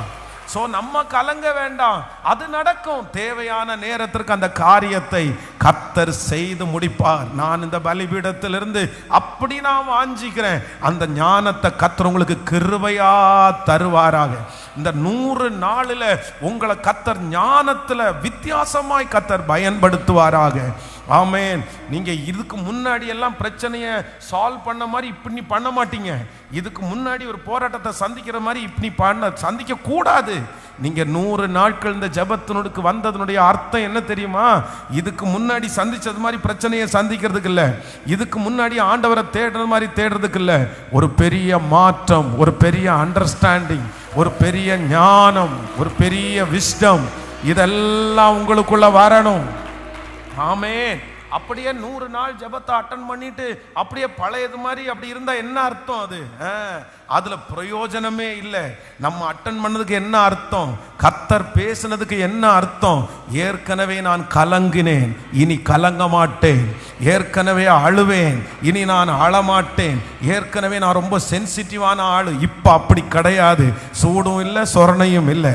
அப்படின்ற அளவிற்கு நம்ம எல்லாரும் என்ன ஆகணும் அப்படின்னா, அப்படியே மோல்ட் ஆகணும். இங்க 100 நாள் ஜெபத்துக்கு ஐயோ பக்கத்து வீட்டுக்காரன் திட்டானே அப்படின்னு அழுது ஒப்பாரி வச்சுட்டு, நாளைக்கு நடக்கிற கன்வென்ஷன்லையும் ஐயோ பக்கத்து வீட்டுக்காரன் என்ன திட்டானேன்னு நீங்க அப்படியே அழக்கூடாது. நீங்க அடுத்த லெவல் போகணும், அடுத்த படி போகணும். அப்படியா, போன டைம் அழுதண்டா, இந்த டைம் நான் அழமாட்டேன். நான் எதுக்குடா அழணும்? கர்த்தர் என் கூட இருக்கிறாரு, அவர் எனக்கு அனுமதிச்சது நன்மைக்கு. அப்படிப்பட்ட ஒரு மாற்றத்தை கர்த்தர் கிருபையாய் தருவார். ஹல்லேலூயா. ஆமென். வேதத்தை திறந்து இன்றைக்கு ஆண்டவர் நமக்கு கொடுக்கிற ஒரு நல்ல ஒரு அருமையான வாக்கு தத்தத்தை நாம் சேர்ந்து வாசிக்க போகிறோம். ஏசாயாவின் தீர்க்க தரிசன புஸ்தகம் 42ஆம் அதிகாரத்தினுடைய 16வது வசனத்தை வாசிக்கலாமா? ஏசாயா தீர்க்க தரிசன புஸ்தகம் 42ஆம் அதிகாரத்தினுடைய 16வது வசனம். குருடரை அவர்கள் அறியாத வழியிலே, அவர்களுக்கு தெரியாத பாதையிலே அவர்களை அழைத்து கொண்டு வந்து அவர்களுக்கு முன்பாக இருளை வெளிச்சமும் கோணலை செவ்வையும் ஆக்குவேன். இந்த காரியங்களை நான் அவர்களுக்கு செய்து அவர்களை கைவிடாதிருப்பேன். இன்னொரு விசை கூட வாசிக்கலாம். குருடரை அவர்கள் அறியாத வழியிலே நடத்தி அவர்களுக்கு தெரியாத பாதையிலே அவர்களை அழைத்து கொண்டு வந்து அவர்களுக்கு முன்பாக இருளை வெளிச்சமும் கோணலை செவ்வையும் ஆக்குவேன். இந்த காரியத்தை நான் அவர்களுக்கு செய்து அவர்களை கைவிடாதிருப்பேன். ஆமென். ஆண்டவருடைய பிள்ளைகளே, இன்று இந்த 90வது நாளிலே கர்த்தர் சமூகத்தை நான் நோக்கி பார்த்த போது ஆண்டவர் என்னுடைய இருதயத்திலே வைத்த ரொம்ப பரிச்சயமான ஒரு வார்த்தை, குருடரை அவர்கள் அறியாத வழியிலே நான் நடத்தி அவர்களுக்கு தெரியாத பாதையிலே அவர்களை கொண்டு வருவேன். ஆமென். கொண்டு வந்தது மட்டுமல்லாமல் அவர்களுக்கு முன்பாக இருக்கிற இருளை வெளிச்சமாக்குவேன், அவர்களுக்கு முன்பாக இருக்கிற கோணலை செவ்வையாக்குவேன். இந்த காரியங்களை நான் அவர்களுக்கு செய்து அவர்களை கைவிடாதிருப்பேன். கர்த்தராகிய ஆண்டவர் இன்றைக்கு கிருபையாய் வாக்கு கொடுக்கிறார். இந்த சத்தத்தை கேட்கிற யார் ஒருவேளை கண்கள் இருந்தும் நீங்கள் குருடர்களாய் இருக்கலாம். வெளியில எல்லாத்தையும் பார்க்கலாம், என்ன நடக்குது அப்படின்னு பார்க்கக்கூடிய கண்கள் இருக்கிறது. கண்ணுக்கு முன்னாடி பிரச்சனை நடந்துட்டு இருக்குது, அவமானம் வந்து கொண்டிருக்கிறது, கண்ணுக்கு முன்னாடி எல்லாம் பார்க்கிறேன். ஆனா நான் எப்படி இருக்கிறேன்னா குருடனை போல இருக்கிறேன். என்னால ஒன்றும் பண்ண முடியாது. எனக்கு கண்ணு தான் தெரியுதே தவிர, என் பார்வையில பார்க்கிறேனே தவிர, நான் கண் இருந்தும் குருடனா இருக்கிறேன். என்னால ஒண்ணுமே செய்ய முடியல. எனக்கு என்ன டிசைட் பண்ணணும்னு தெரியல. எனக்கு அது அறியாத வழி, அது எனக்கு ஒரு தெரியாத ஒரு பாதை. இந்த மாதிரி ஒரு பிரச்சனையில இதுக்கு முன்னாடி நான் போனதே இல்லை, இந்த மாதிரி ஒரு சூழ்நிலையை நான் பார்த்ததே இல்லை. ஆனால் கர்த்தராகிய ஆண்டவர் கிருபையாய் வாக்கு கொடுக்கிறார். நீங்கள் அறியாத வழிகளிலே கண்ணு மூடிட்டு இருக்கிறது மாதிரி முன்னாடி என்ன நடக்குதுன்னு தெரியல, எப்படி இதை செய்ய போறோன்னு தெரியல, எப்படி இதை கடக்க போறோன்னு தெரியல. ஆனா கர்த்தர் கிருபையாய் வாக்கு கொடுக்கிறார்.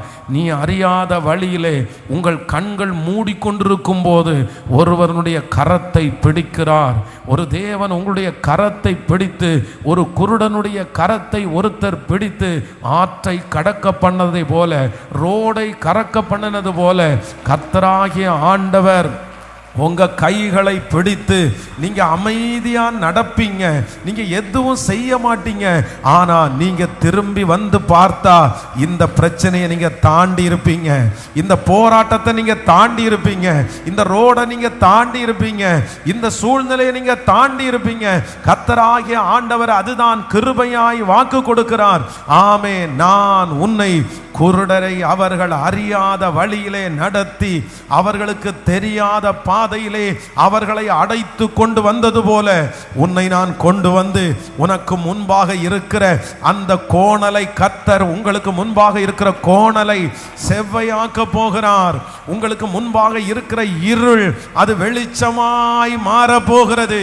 நம்புறவங்க கரங்களை தட்டி ஆமென் முழு பலத்தோடு இதை கர்த்தராகிய ஆண்டவர் அந்த இருட்டுக்குள்ளாகவே உங்களை கர்த்தர் நடத்துவார். அந்த தெரியாத இடத்திலே கர்த்தர் நடத்துவார். ஆமென், ஹல்லேலூயா. குருடரை அறியாத வழியிலே நடத்துகிற கர்த்தர். ஆமென். சிலருடைய எதிர்கால வாழ்க்கையை குறித்து யோசிச்சா நிறைய பேருக்கு ஒண்ணுமே தெரியாது.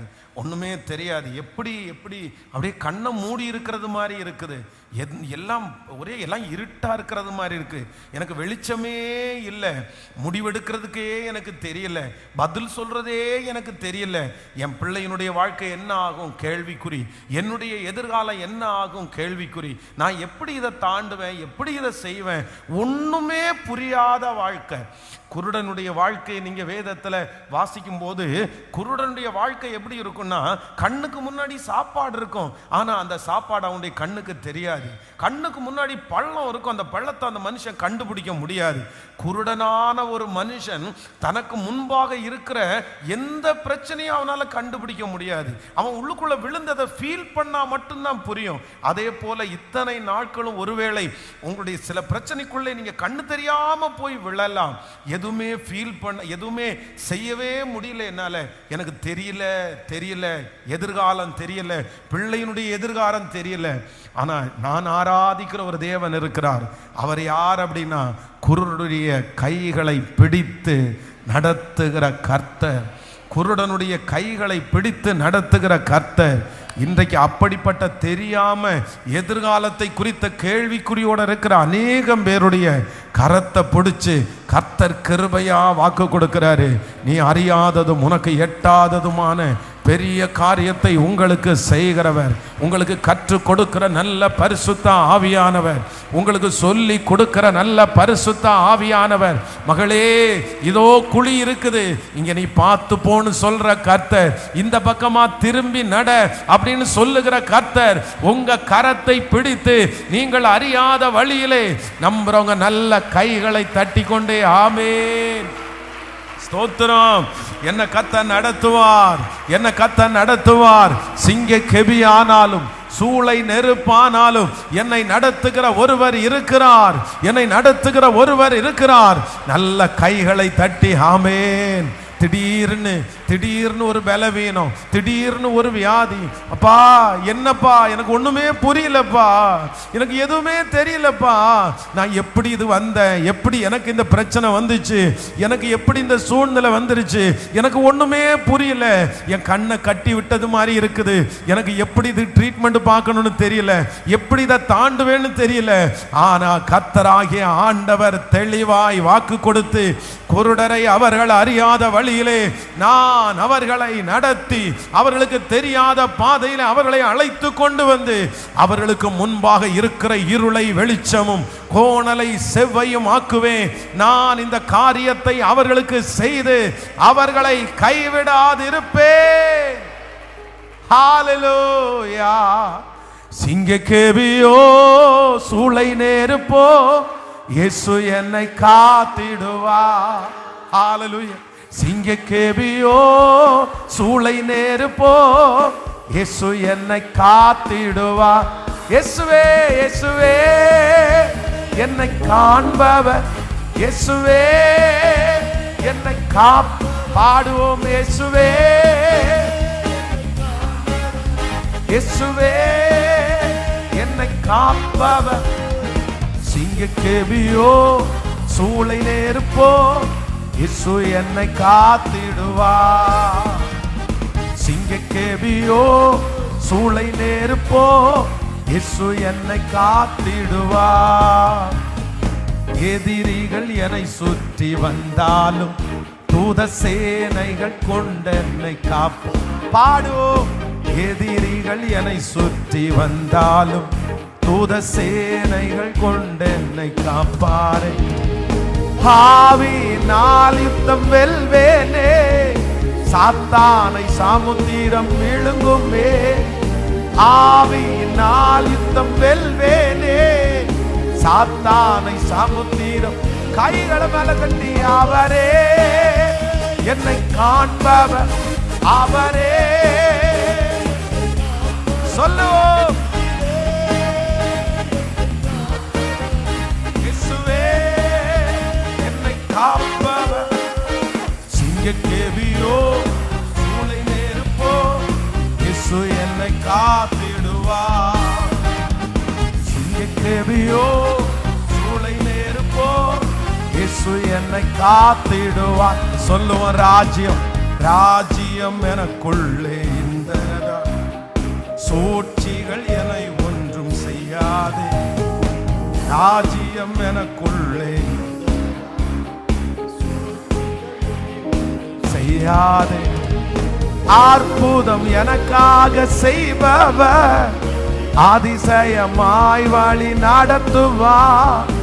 அற்புதம் எனக்காக செய்பவர் என்னை அதிசயமாய் வழி நடத்துவார்.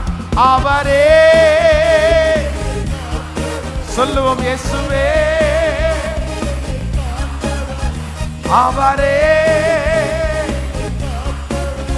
இயேசுவே என்னை காப்பவர். சிங்கக்கேவியோ சூளை நெருப்போ இயேசு என்னை காத்திடுவார். சொல்லிக்கொண்டே சூளை நெருப்போ இயேசு என்னை காத்திடுவார். ஹல்லேலூயா. நாம் ஆராதிக்கிற தேவன் குருடரை அறியாத வழிகளிலே நடத்துகிற தேவன். ஆமென். நமக்கு தெரியாத பாதையிலே நம்மை நடத்துகிற ஒரு நல்ல தேவன். ஆண்டவருடைய பிள்ளைகளே, இந்த வசனத்தை தியானிக்கும் போதுதான் நம்ம மார்க் எழுதின சுவிசேஷம் 8வது அதிகாரத்தில் இருக்கிற அந்த சம்பவம் எல்லாம் ஞாபகத்திற்கு வந்துச்சு. அதனால்தான் அந்த 8ஆம் அதிகாரத்தை ஃபர்ஸ்ட் ஒரு காரியத்தை நான் துவங்கும் போதே அதை துவங்கினேன். இந்த 8ஆம் அதிகாரத்தில் பலவிதமான ஸ்டோரி, ஆண்டவர் நிறைய காரியத்தை அதில் எழுதி வைக்கிறாரு. அதில் இந்த காரியத்தெல்லாம் ஆண்டவர் எழுதும் போது இந்த மார்க் எழுதின சுவிசேஷம் 8ஆம் அதிகாரத்தில் ஆண்டவர் ஒரு குருடனை நடத்துகிறார். ஒரு குருடனுக்கு ஆண்டவர் ஒரு அற்புதம் செய்கிறார். அந்த காரியத்தை நம்ம தியானிக்க போகிறோம். வாசிக்கலாமா? வேதத்தை நம்ம திறந்து அந்த 8ஆம் அதிகாரத்தில் முதலாவதாக 8ஆம் அதிகாரத்தினுடைய 22வது வசனத்தை வாசிக்கலாம். 8ஆம் அதிகாரம் 22வது வசனத்தை வாசிக்கலாம். ஆமென். பின்பு அவர் பெத்சாயிதாவிற்கு ஊருக்கு வந்தார்.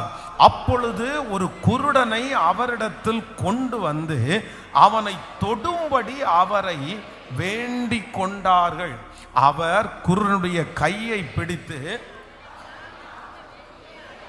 ஆமென், அவனை கிராமத்திற்கு வெளியே அழைத்து கொண்டு போய் அவன் கண்களில் உமிழ்ந்து அவன் மேல் கைகளை வைத்து, எதையாகிலும் காண்கிறாயா என்று கேட்டார். கவனிங்க ஆண்டவருடைய பிள்ளைகளை, இந்த இடத்துல என்ன நடக்குது அப்படின்னு சொன்னா, ஆண்டவராகிய இயேசு கிறிஸ்து பெத்தாயிதா அப்படின்ற ஒரு இடத்திற்கு வராரு. ஆண்டவர் நிறைய குருடர்களுக்கு பார்வை கொடுத்திருக்கிறாரு, நிறைய பேரை நடக்க வைத்திருக்கிறாரு. ஆனா இந்த பெத்தாயிதா என்கிற இடத்திலே இந்த குருடனுக்கு அற்புதம் கொடுத்தது வேதத்துல கொஞ்சம் தெளிவாகவே எழுதப்பட்டிருக்கிறது. அவன் எப்படி வந்தான், எப்படி நடந்துருச்சு, எப்படி ஆண்டவர் இந்த குருடனுக்கு பார்வை கொடுத்தாரு, இதை குறித்து ரொம்ப டீட்டெயிலா சில காரியத்தை எழுதியிருக்கிறது. அப்போ முதலாவதாக இந்த வசனத்தை வாசிக்கும் போது வேதம் சொல்லுது, அவர் பெத்சாயிதா ஊருக்கு வந்தார். அப்பொழுது ஒரு குருடனை அவரிடத்தில் கொண்டு வந்து அவரை தொடும்படி அவரை வேண்டிக் கொண்டார்கள். அப்படின்னு சொன்னா அவங்களும் நம்மளை மாதிரி தான் இருப்பாங்கன்னு வச்சுக்கோங்களேன். நம்ம ஏதாவது ஒரு நல்ல ஊழியக்காரர், நல்ல ஜெபிக்கிற ஊழியக்காரர், அந்த மாதிரி அவங்க ஒருவேளை பிஸியா இருந்தா கூட நம்ம என்ன நினைப்போம்னா, சரி ஒன்றும் இல்லை, நீங்க ரொம்ப நேரம் ஜெபம் பண்ண வேண்டியது கூட இல்லை, ஜஸ்ட் தலை மேல கை வச்சு ஒரு பிளஸ் பண்ணிட்டு போனா கூட போதும் பாஸ்டர் அப்படின்னு எல்லாம் நம்ம சொல்லுவோம்ல. அப்போ அந்த கூட்டத்தில் இருக்கிற எல்லாருமே என்ன நினைக்கிறாங்கன்னா, ஒன்றும் வேண்டாம், ஆண்டவரிடத்துல அவருடைய கண்ணை அப்படி பண்ணுங்க, இப்படி பண்ணுங்க, ஆபரேஷன் பண்ணுங்க, எடுங்க, கஷ்டப்படுங்க, உபவாசம் இருங்க அப்படின்னு எல்லாம் சொல்லல. ஆண்டவரை பார்த்து என்ன சொல்றாங்க அப்படின்னு சொன்னா, அவனை அந்த மனுஷனை, அந்த குருடனை தொடும்படியாக, தொடுங்க ஆண்டவரே, தொடுங்க ஆண்டவரே. இதே போல நிறைய சம்பவங்கள் நடந்துச்சு. ஒரு வேதம் சொல்லுகிறது, பெரும்பாடுள்ள ஸ்திரீ வஸ்திரத்தின் ஓரத்தை தொட்டாளாமா. இப்போ ஆண்டவரை தெரியாமலே அற்புதத்தை பெற்றவங்க நிறைய பேர் இருக்காங்க.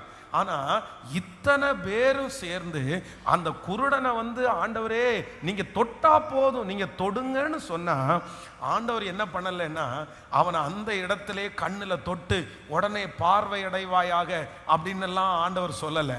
ஆண்டவர் என்ன பண்றாருன்னா, அவனை, அந்த குருடனுடைய கையை பிடித்து அவனை கிராமத்திற்கு வெளியே அழைத்து கொண்டு போய், அப்படின்னா நான் என்ன இதுக்கு நம்புறேன் அப்படின்னு சொன்னா, கர்த்தர் நமக்கு ஒரு அற்புதம் செய்ய போகிறார். உங்களுடைய கண்களை ஆண்டவர் திறக்க போகிறார். உங்களுக்கு முன்பாக இருக்கிற இருள் வெளிச்சமாக போகிறது, கோணல் செவ்வையாக போகிறது. நீங்கள் நேர்த்தியாய் நடக்க போகிறீர்கள். நம்பர் 1, இதுல எனக்கு ரொம்ப ஆச்சரியமா இருக்கிறது என்னன்னா, நமக்கு ஒரு அற்புதம் நடப்பதற்கு நிறைய பேர் நிறைய வழி சொல்லுவாங்க. நிறைய பேர் ஆண்டவருக்கு கூட ஆலோசனை சொல்லுவாங்க. மற்றவங்களுக்கு இந்த மாதிரி ஒண்ணு நடக்காதா, இந்த மாதிரி ஒரு லோன் அவங்களுக்கு எடுத்து கொடுங்களேன், இந்த மாதிரி ஒரு 50,000 ரூபாய் அப்படி கிடைக்காதா, அப்படியெல்லாம் நிறைய ஐடியாஸை வச்சிருப்பாங்க. ஆனா இந்த இடத்துல ஆண்டவர் இந்த குருடனுக்கு வெறும் கைகளை வைத்த உடனே ஒரு அற்புதம் நடக்கட்டும் அப்படின்றத கர்த்தர் விரும்பாம, கர்த்தர் இந்த மனுஷனுக்கு ஸ்பெஷலா வித்தியாசமாய் தன்னுடைய எஃபோர்ட் எல்லாம் கர்த்தர் எடுத்து அவனுக்கு நேர்த்தியான ஒரு அற்புதத்தை செய்யும்படியாய் கர்த்தர் விரும்புகிறார். ஆமென். நான் விசுவாசிக்கிறேன் ஆண்டவருடைய பிள்ளைகளே, உங்களை பார்த்து நிறைய பேர் சொல்லலாம், உனக்கு இப்படி ஒரு அற்புதத்தை ஆண்டவர் செய்ய வேண்டியதானே, இப்படி ஒரு அற்புதம் பண்ணி இருக்கலாம்ல, இதை நடக்காம இருக்க பண்ணக்கூடாதா, உனக்கு இது இப்படி நடந்தா நல்லா இருந்திருக்கும்ல. இந்த மாதிரி உலகத்திலே இருக்கிற நிறைய பேர் உங்களுடைய ஜெபத்திற்கு இது இப்படி நடந்திருந்தா நல்லா இருக்கும்ன்ற நிறைய ஐடியாஸ் கொடுக்கலாம். ஆனா அது உங்களுடைய பார்வைக்கு எளிமையாய் தெரியலாம். ஏன் ஆண்டவர் இதை கூட செய்ய முடியாதா, இதையாவது ஆண்டவர் செஞ்சிருக்கலாமே அப்படின்னெல்லாம் நீங்க நினைக்கலாம். ஆனா இன்று கர்த்தர் யாரோ ஒருத்தரிடத்துல தெளிவாய் பேசுகிறார். அவர்களுடைய ஞானத்தின்படியோ, அவர்களுடைய சித்தத்தின்படியோ, அவர்களுடைய யோசனையின்படியோ அல்ல, எனக்கு ஆண்டவர் ஒரு புது வழிய, ஒரு புது மகிமைய, யாரும் அறியாத ஒரு வழிய, யாரும் சொல்லாத ஒரு வழியை எனக்காக திறக்கிறதற்கு கர்த்தர், நம்புறவங்க உங்க பிள்ளைகளுக்காக அப்படி ஒரு வழியை கர்த்தர் திறப்பார். அப்படி ஆண்டவரால திறக்க முடியும். ஒரு மேன்மையானதை, அவர்கள் நினைக்கிறதை விட ஒரு மேன்மையானதை கர்த்தர் எனக்கு தருவதற்கு வல்லவராயிருக்கிறார். ஆமென். அவர்களுக்கு இப்படி இந்த மாதிரி கிடைச்சா போதும்னு நினைக்கலாம். சும்மா இருக்கிறதுக்கு அவனுக்கு இந்த மாதிரி ஒரு 5,000 ரூபாய்க்கு ஒரு வேலை கிடைச்சா போதும்னு நினைக்கலாம். இந்த காரியம் நடக்காம இருக்கிறதுக்கு இந்த மாதிரி ஒன்று நடக்கட்டும் அப்படின்னு உங்களை பார்த்து சொல்லலாம். இந்த இடத்துல இருக்கிறவர்கள் அப்படிதான் சொல்றாங்க, எப்படியாவது இந்த குருடனுக்கு அற்புதம் நடந்தா போதும், எப்படியாவது இந்த குருடனுக்கு அற்புதம் நடந்தா போதும், இவன் பார்த்தா போதும், இவனுக்கு ஸ்பெஷலா எல்லாம் அற்புதம் நடக்க வேண்டியது இல்லை, இவனுக்கு கிடைச்சா போதும், இவனுக்கு இந்த அற்புதத்தை செஞ்சா போதும்னு நினைச்சாங்க. ஆனா ஆண்டவர் அவர்களுடைய ஞானத்தின்படியோ சிந்தையின்படியோ அல்ல, என் பிள்ளைக்கு நான் ஒரு அற்புதத்தை செய்வேன், அந்த குருடனுக்கு நான் ஒரு வழியை காண்பிப்பேன். எப்படி காண்பிப்பேன் அப்படின்னா, நான் ஸ்பெஷலா செய்வேன்னு கர்த்தர் அப்பவே கரத்தை தொடாமல் அவனுடைய கையை பிடித்து கர்த்தர், ஆமென், அந்த கிராமத்திற்கு வெளியே, ஹல்லேலூயா, கிராமத்திற்கு வெளியே கர்த்தர் கொண்டு போய் விட்டார். ஹல்லேலூயா. அங்கதான் அற்புதம் நடக்குது. அப்போ நம்பர் 1, முதலாவதாக உங்களுக்கும் எனக்கும் கர்த்தர் இந்த 90வது நாள் வாக்கு கொடுக்கிறார். நான் உனக்கு ஒன்று செய்வேன். அது அவர்களுடைய ஐடியாவின்படி அல்ல, அவர்களுடைய யோசனையின்படி அல்ல, சுற்றி இருக்கிறவருடைய பாசத்தின் நிமித்தமாய் வருகிற அந்த பிளான் படி அல்ல. கர்த்தர் மேலானதை நம்புறவங்க கைகளை மேல உயர்த்தி முழு பலத்தோட சொல்லுங்க, முழு பலத்தோட சொல்லுங்க, முழு மனதோட இந்த வார்த்தையை நான் விசுவாசிக்கிற ஆண்டவரேன்னு சொல்லுங்க, நான் நம்புற ஆண்டவரேன்னு சொல்லுங்க. இது நடக்க போகிறது, நடக்க போகிறது. ஆமென். அவர்கள் ஏதாவது இப்படி நடந்தா போதும், இவனுக்கு ஒரு அற்புதம் நடந்தா போதும், இவனுக்கு இந்த காரியம் நடந்தா போதும், இவனுக்கு கல்யாணம் ஆனா போதும், இவனுக்கு இந்த குழந்தை இது கிடைச்சா போதும் அப்படின்னு எப்போ இது ஒண்ணு அது எது இல்லைன்னு பட்சத்துல நடந்தா போதும்னு நினைக்கிறாங்க. ஆனா கர்த்தர் கிருபையாய் வாக்கு கொடுக்கிறார். இல்லை மகனே, இல்லை மகளே, நான் உனக்கு, ஆமென், நேர்த்தியாய் ஸ்பெஷலாய் மேன்மையானதை, இது தீர்க்க தரிசனமான வார்த்தை. இது நிறைய பேரோட ஆண்டவர் தீர்க்க தரிசனமா பேசிட்டு இருக்கிறாரு. இது உங்களுக்குரிய வார்த்தை. கர்த்தர் அப்படித்தான் வாக்கு கொடுக்கிறார். இல்லை, அது நிச்சயமாய் நான் செய்வதற்கு வல்லவர், செய்து முடிக்கிறதற்கு வல்லவர். நம்பி நன்றி நன்றி நன்றி. ஹல்லேலூயா. அப்படி நடக்க போகிறதற்காக ஸ்தோத்திரம். இந்த வார்த்தையினை நிறைவேற்ற போகிறதற்காக ஸ்தோத்திரம். இந்த சத்தம் தொனிக்கப்படுகிற ஒவ்வொரு இடங்களிலும் இந்த அற்புதம் நடப்பதற்காக ஸ்தோத்திரம். ஹல்லேலூயா. Thank you Jesus. ஆமென் ஆமென். குருடரை அறியாத வழிகளிலே நடத்துகிறவர். அப்போ நம்பர் 1, முதலாவதாக நீங்க அதுல எழுதி கொள்ளுங்கள். ஆண்டவரை பார்த்து நீ தொட்டால் போதும், நீங்க கையை வச்சா போதும் அப்படின்னு சொல்லும்போது ஆண்டவர் அப்படி வைக்காம கர்த்தர் கையை பிடித்து அவனை கிராமத்திற்கு வெளியே கொண்டு போகிறார். ஹல்லேலூயா. ஆமென். ஸ்பெஷலா கர்த்தர் செய்கிறாராமா. அவங்க நினைவின்படி அல்ல, அவருடைய நினைவின்படி மேன்மையானதை கர்த்தர் செய்ய போறாரு. நான் இந்த பலிபீடத்திலிருந்து நான் விசுவாசிக்கிறேன். உங்களுக்கு சிலருடைய வாழ்க்கையில் நீங்கள் ஒருவேளை பிளான் பண்ணியிருக்கலாம், இது சும்மா எனக்கு தங்குறதுக்கு ஒரு ரூம் இருந்தால் கூட போதும் பாஸ்டர், எனக்கு சும்மா இந்த பிழைப்பதற்கு ஒரு 10,000 ரூபா சம்பளத்தில் ஒரு சின்ன வேலை கிடைச்சா போதும் பாஸ்டர், இல்லைன்னா என் பிள்ளையினுடைய தலையின் மேலே இருக்கிற நிந்த நாடுறதுக்கு ஒரு கல்யாணம் ஆனால் போதும் பாஸ்டர். இந்த மாதிரி ஒரு சூழ்நிலைக்குள்ளே நீங்கள் கடந்து வந்திருக்கலாம். யாரோ ஒருத்தர் எதிர்பார்த்து நடக்காததுனால ஜோம் பண்ணி ரொம்ப லேட் ஆகுறதுனால நீங்களே இப்போ ஒரு மைண்ட் செட்டுக்கு வந்திருக்கலாம், இது சும்மா நடந்தா போதும் அப்படின்னு நினைக்கலாம். ஆனா நீங்க அப்படி நினைக்காதீங்க. ஆண்டவர் உங்களுக்கு அப்படி அல்ல. நிச்சயமாய் கர்த்தர் உங்களுக்கு ஸ்பெஷலா இது நடக்கும். கர்த்தர் உங்களுக்கு மேன்மையானதாய், இதை நம்புறவங்களுக்கு அப்படியே நடக்கும். மேன்மையானதை எனக்கு செய்கிறதற்கு அவர் வல்லவர், எனக்கு செய்கிறதற்கு வல்லவர். ஹல்லேலூயா. ஸோ நம்பர் 2, இரண்டாவதாக நம்ம வாசிக்கலாமா? அந்த 22வது வசனத்தையும் 23வது வசனத்தையும், ஆமென், 23வது வசனத்தையும் வாசிக்கலாம். பின்பு அவர் பெத்சாயிதா ஊருக்கு வந்தார். அப்பொழுது ஊருக்கு வந்தார். அப்பொழுது ஒரு குருடனை அவரிடத்தில் கொண்டு வந்து அவனை தொடும்படியாக அவரை வேண்டிக் கொண்டார்கள். அவர் குருடனுடைய கையை பிடித்து அவனை கிராமத்திற்கு வெளியே அழைத்து கொண்டு போய் அவன் கண்களில் உமிழ்ந்து அவன் மேல் கையை வைத்து, ஏதையாகிலும் காண்கிறாயா என்று கேட்டார். ஹல்லேலூயா. இப்போ நல்லா கவனிச்சுங்க ஆண்டவருடைய பிள்ளைகளே. ஒரு குருடன் இருக்கிறான், ஆண்டவராகிய இயேசு கிறிஸ்து இருக்கிறார். நீங்க அந்த ஸ்டோரி உங்க கண்ணுக்கு முன்னாடி கொண்டு வாங்க, அப்பதான் உங்களுக்கு ரொம்ப நல்லா புரியும்னு நினைக்கிறேன்.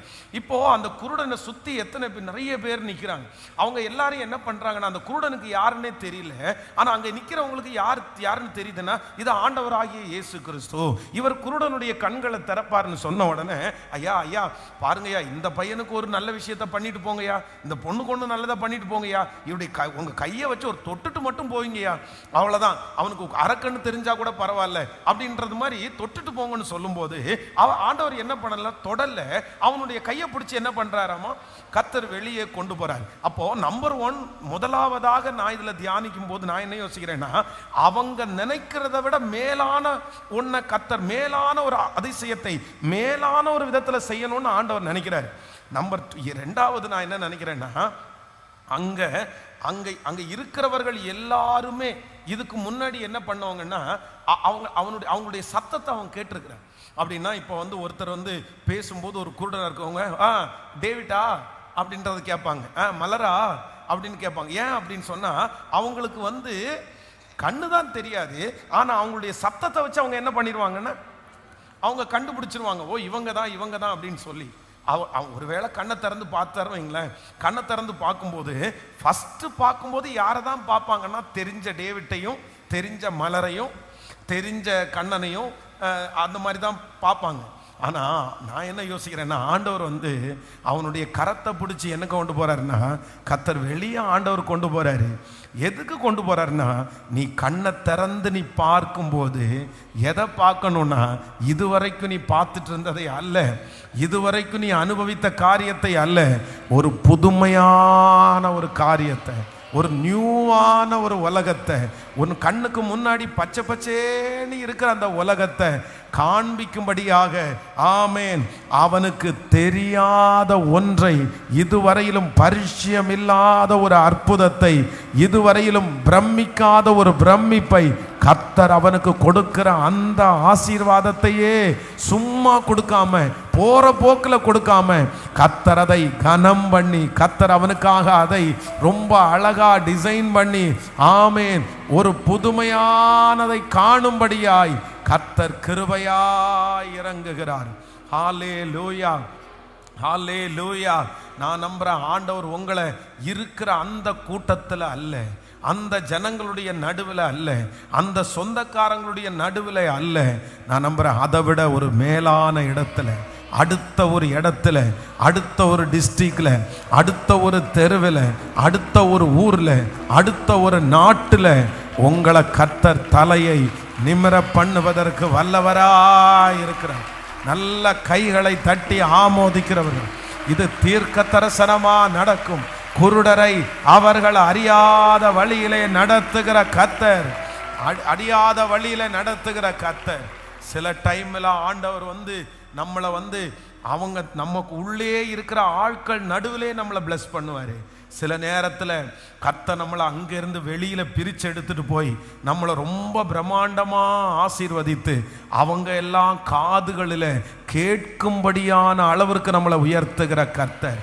பிரதர், சிஸ்டர், நான் சொல்கிறேன், ஆண்டவர் உங்களை ஆசீர்வதிக்கணும்னு நினச்சாருன்னா நிறைய நேரத்தில் சொந்த இடத்துலையே, எந்த இடத்துல வெட்கப்பட்டீங்களோ, எந்த இடத்துல தலை குனிஞ்சீங்களோ அங்கே ஆசீர்வதிப்பார், அங்கே நடத்துவார். ஆனால் நீங்கள் போராட வேண்டிய அவசியம் இல்லை. இல்லை, இங்கே தான் நான் வீடு கட்டணும் அப்படின்னு நீங்கள் நினைக்க வேண்டியது இல்லை. இங்கே தான் நான் அவமானப்பட்டேன், இங்கே தான் ஆண்டவர் என்ன ஆசீர்வதிக்கணும் அப்படின்னு நீங்கள் நினைக்க வேண்டியது இல்லை. சில ஜனங்கள் என்ன பண்ணுவாங்கன்னா, அவங்களுக்கு அதுதான் அவங்களுக்கு அதுதான் வேணும். அப்படின்னா இவன் முன்னாடி தான் நல்லா இருக்கணும், இவன் முன்னாடி தான் நான் அதை வாங்கணும், இவன் முன்னாடி தான் நான் இதை செய்யணும் அப்படின்னு நினைப்பாங்க.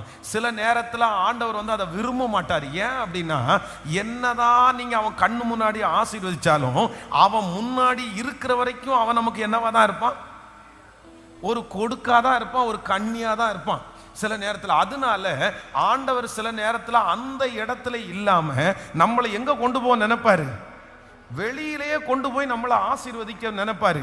அப்போ ஆண்டவருடைய பிள்ளைகள் உடனே நீங்க பிடிச்சிட்டே உட்கார்ந்துருக்க கூடாது.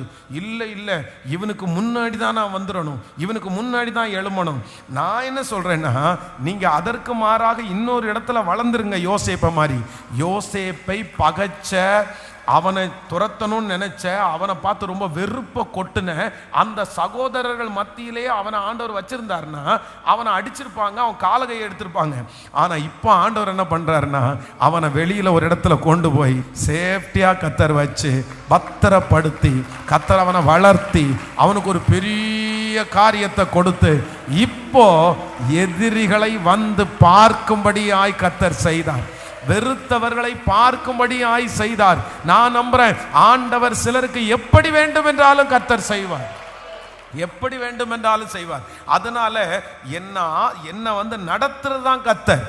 என்ன அவர் எப்படி பிளஸ் பண்ணணும்னு நினைக்கிறாரோ அப்படி நீங்க ஒப்பு கொடுக்கணும். இதுதான் எனக்கு வேணும்னு நினைக்க கூடாது, இதுதான் சித்தம், இங்கே தான் நான் வீடு கட்டணும், இங்கே தான் நான் கல்யாணம் பண்ணணும், இங்கே தான் நான் சம்பாதிக்கணும் அப்படின்னு அங்கிருந்து நான் மாற சொல்லலை. என்னன்னா, ஆண்டவருக்கு சித்தம் வேற இடமா இருந்தா நீங்க தாராளமா கண்ணை மூடிட்டு போங்க.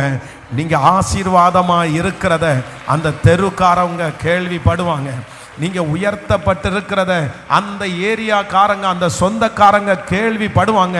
அவர்கள் கேள்விப்பட்டு கர்த்தர் நம்மளை நல்லா வச்சிருக்கிறார்ன்ற அந்த காரியத்தை கேள்விப்படும்போது அதுவும் நமக்கு ஆசீர்வாதம். நன்றாய் கரங்களை தட்டி ஹல்லேலூயா, ஆமென், thank you Jesus. So number 2, இரண்டாவதாக இந்த குருடனுக்கு ஆண்டவர் ஒரு அற்புதத்தை செய்யணும்னு நினைச்சிட்டாரு.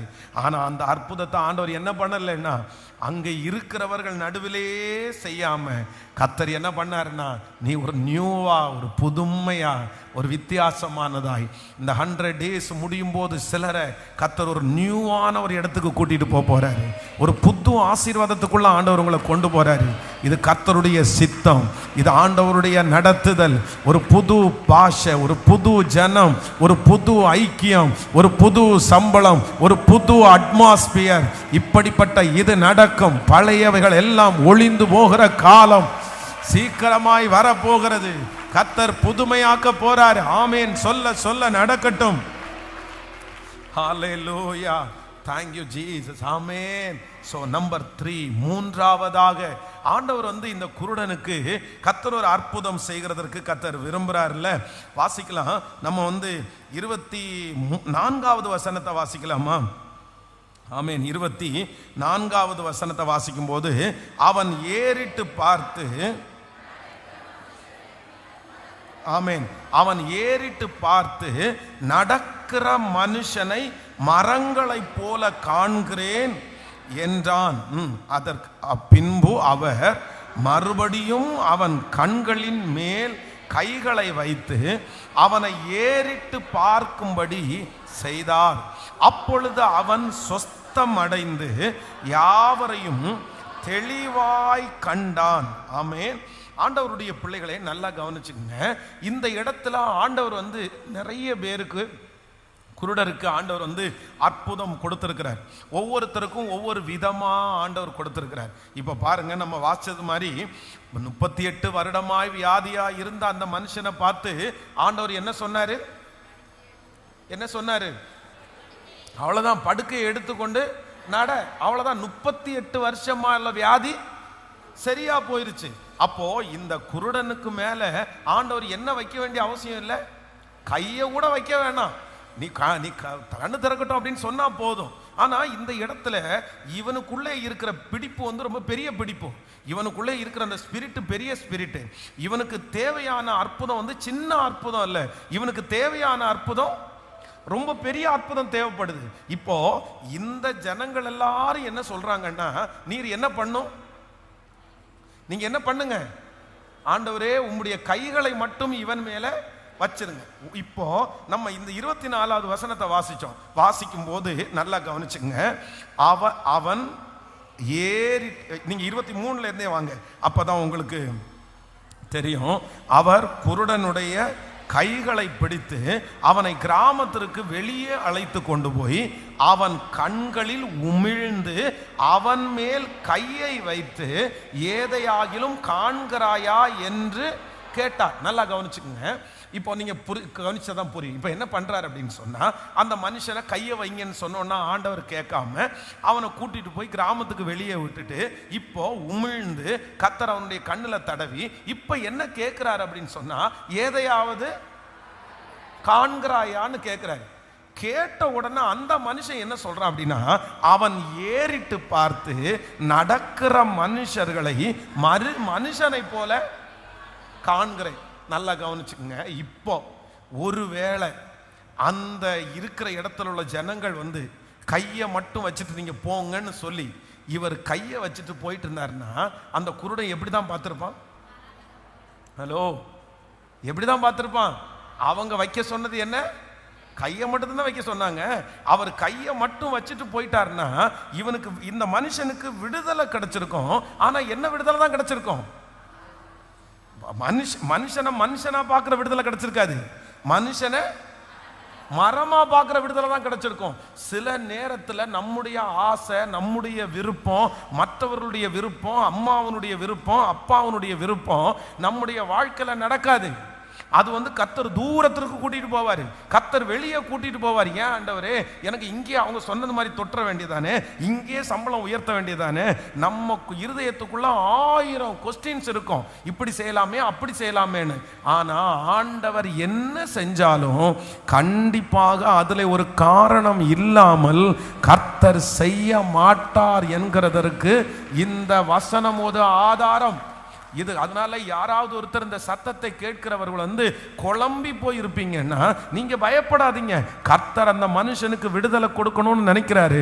அந்த விடுதலை அற விடுதலை கொடுக்கணும் கர்த்தர் நினைக்கல. அவனை கர்த்தர் முழுமையாய் பார்வையடைய பண்ணணும்னு கர்த்தர் நினைக்கிறாரு. அதனாலதான் கர்த்தர் தூரத்திற்கு கூட்டிட்டு போறாரு. அதனாலதான் ஆண்டவர் வெளியே கூட்டிட்டு போறாரு. ஆமென். ஒருவேளை ஆண்டவர் அங்கே கையை வச்சு இந்த மாதிரி அற விடுதலை கிடைச்சு மனிதர்களை நடக்கிற மரங்களை போல காண்கிறேன்னு சொல்லிவிட்டா, இவங்க திரும்பி சுத்தி இருக்கிறவங்க திரும்பி ஆண்டவரை பார்த்து கம்பல் பண்ணி இன்னொரு கையையும் வைங்க ஆண்டவரே, இன்னொரு டைமும் வைங்க ஆண்டவரே அப்படின்னு சொல்லுவாங்களா? ஏன்னா அவர் அவ்வளோ ஃப்ரீயாவா இருக்கிறாரு. சொல்லுங்க, அவ்வளோ ஃப்ரீயாவா இருக்காரு. அப்படி பேச முடியுமா? எப்போவுமே நான் என்ன யோசிப்பேன்னா, ரொம்ப பெரிய இடத்துல இருக்கிற ஆட்கள் இருக்கான்னு வச்சுங்களேன். இப்போ உங்களுக்காக ஒரு மினிஸ்டர் யாராவது ஒருத்தர்கிட்ட பேசணும் அப்படின்னு சொன்னா, இந்த மினிஸ்டரை நம்ம பேச வைக்கிறது பிரச்சனை இல்லை. ஆனா அந்த மினிஸ்டர் எப்பதான் பேசுவாரு? சொல்லுங்க. அந்த மினிஸ்டர் நமக்காக பேசும்போது ஒரே ஒரு டைம் தான் பேசுவாரு. பொழுதன்னைக்கும் அவங்க அப்படி அலோவும் பண்ண மாட்டாங்க, அவங்க ஃபோனும் எடுக்க மாட்டாங்க, அவங்க அவைலபிளாக இருக்க மாட்டாங்க. ஒரு டைமு ஒரே டைம் தான் அவர் பேசுவார். அந்த ஒரு டைமில் என்ன பேசணும் எது பேசணும்னு நம்ம சொல்லணும். இன்னொன்று, அந்த ஒரு டைம் அவர் பேசி எதிராக இருக்கிறவருக்கு அவருக்கு புரிய வைக்க முடியல அப்படின்னு சொன்னால் திரும்ப போய் நம்ம மினிஸ்டர்கிட்ட என்ன பண்ண முடியாது? சொல்லுங்க. ரெண்டாவது டைம் நீங்கள் சொல்லுங்கன்னு சொல்ல முடியாது. இதுதான் உலகம். ஆனால் அப்பாவை பொறுத்தவரையில் அப்படி கிடையாது.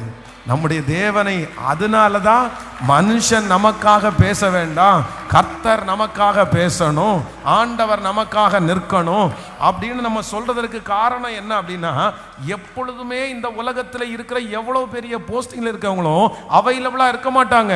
ஆனா எனக்கு தெரிஞ்ச அவைலபிளா இருக்கிற ஒரே ஒருத்தர் நம்முடைய ஆண்டவர். நல்ல கரங்களை தட்டி முழு பலத்தோடு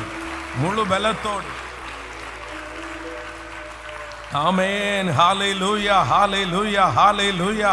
ஸ்தோத்திரம், ஸ்தோத்திரம், ஸ்தோத்திரம். ஆமென். மூன்றாவதாக நான் ஒரு காரியத்தை நான் சொல்றேன். மற்றவர்களுடைய விருப்பங்களுக்கு மேலாக என்னை ஆசீர்வதிக்கிற ஒரு தேவன், மற்றவருடைய விருப்பங்களுக்கு மேலாக என்னை உயர்த்துகிற தேவன். அவர்களுடைய விருப்பங்கள் தடைபட்டு போனாலும் கர்த்தர் எனக்கு கொடுக்கிற விருப்பம் ஒரு நாள் அது குறைவாய் இருக்கவே இருக்காது. ஹல்லேலூயா. கைகளை அசைத்து ஒரு ஹல்லேலூயா சொல்லலாம். ஸோ நம்பர் 4, நாலாவதாக ஒரு காரியத்தை நம்ம வாசிக்கலாம். ஆமென். 23வது 24வது 25வது வசனத்தை கூட வாசிக்கலாமா? அவர் குருடனுடைய கையை பிடித்து, பாருங்க இந்த 4 வசனத்துக்குள்ள எவ்வளவு அடங்கி இருக்கு பாருங்க.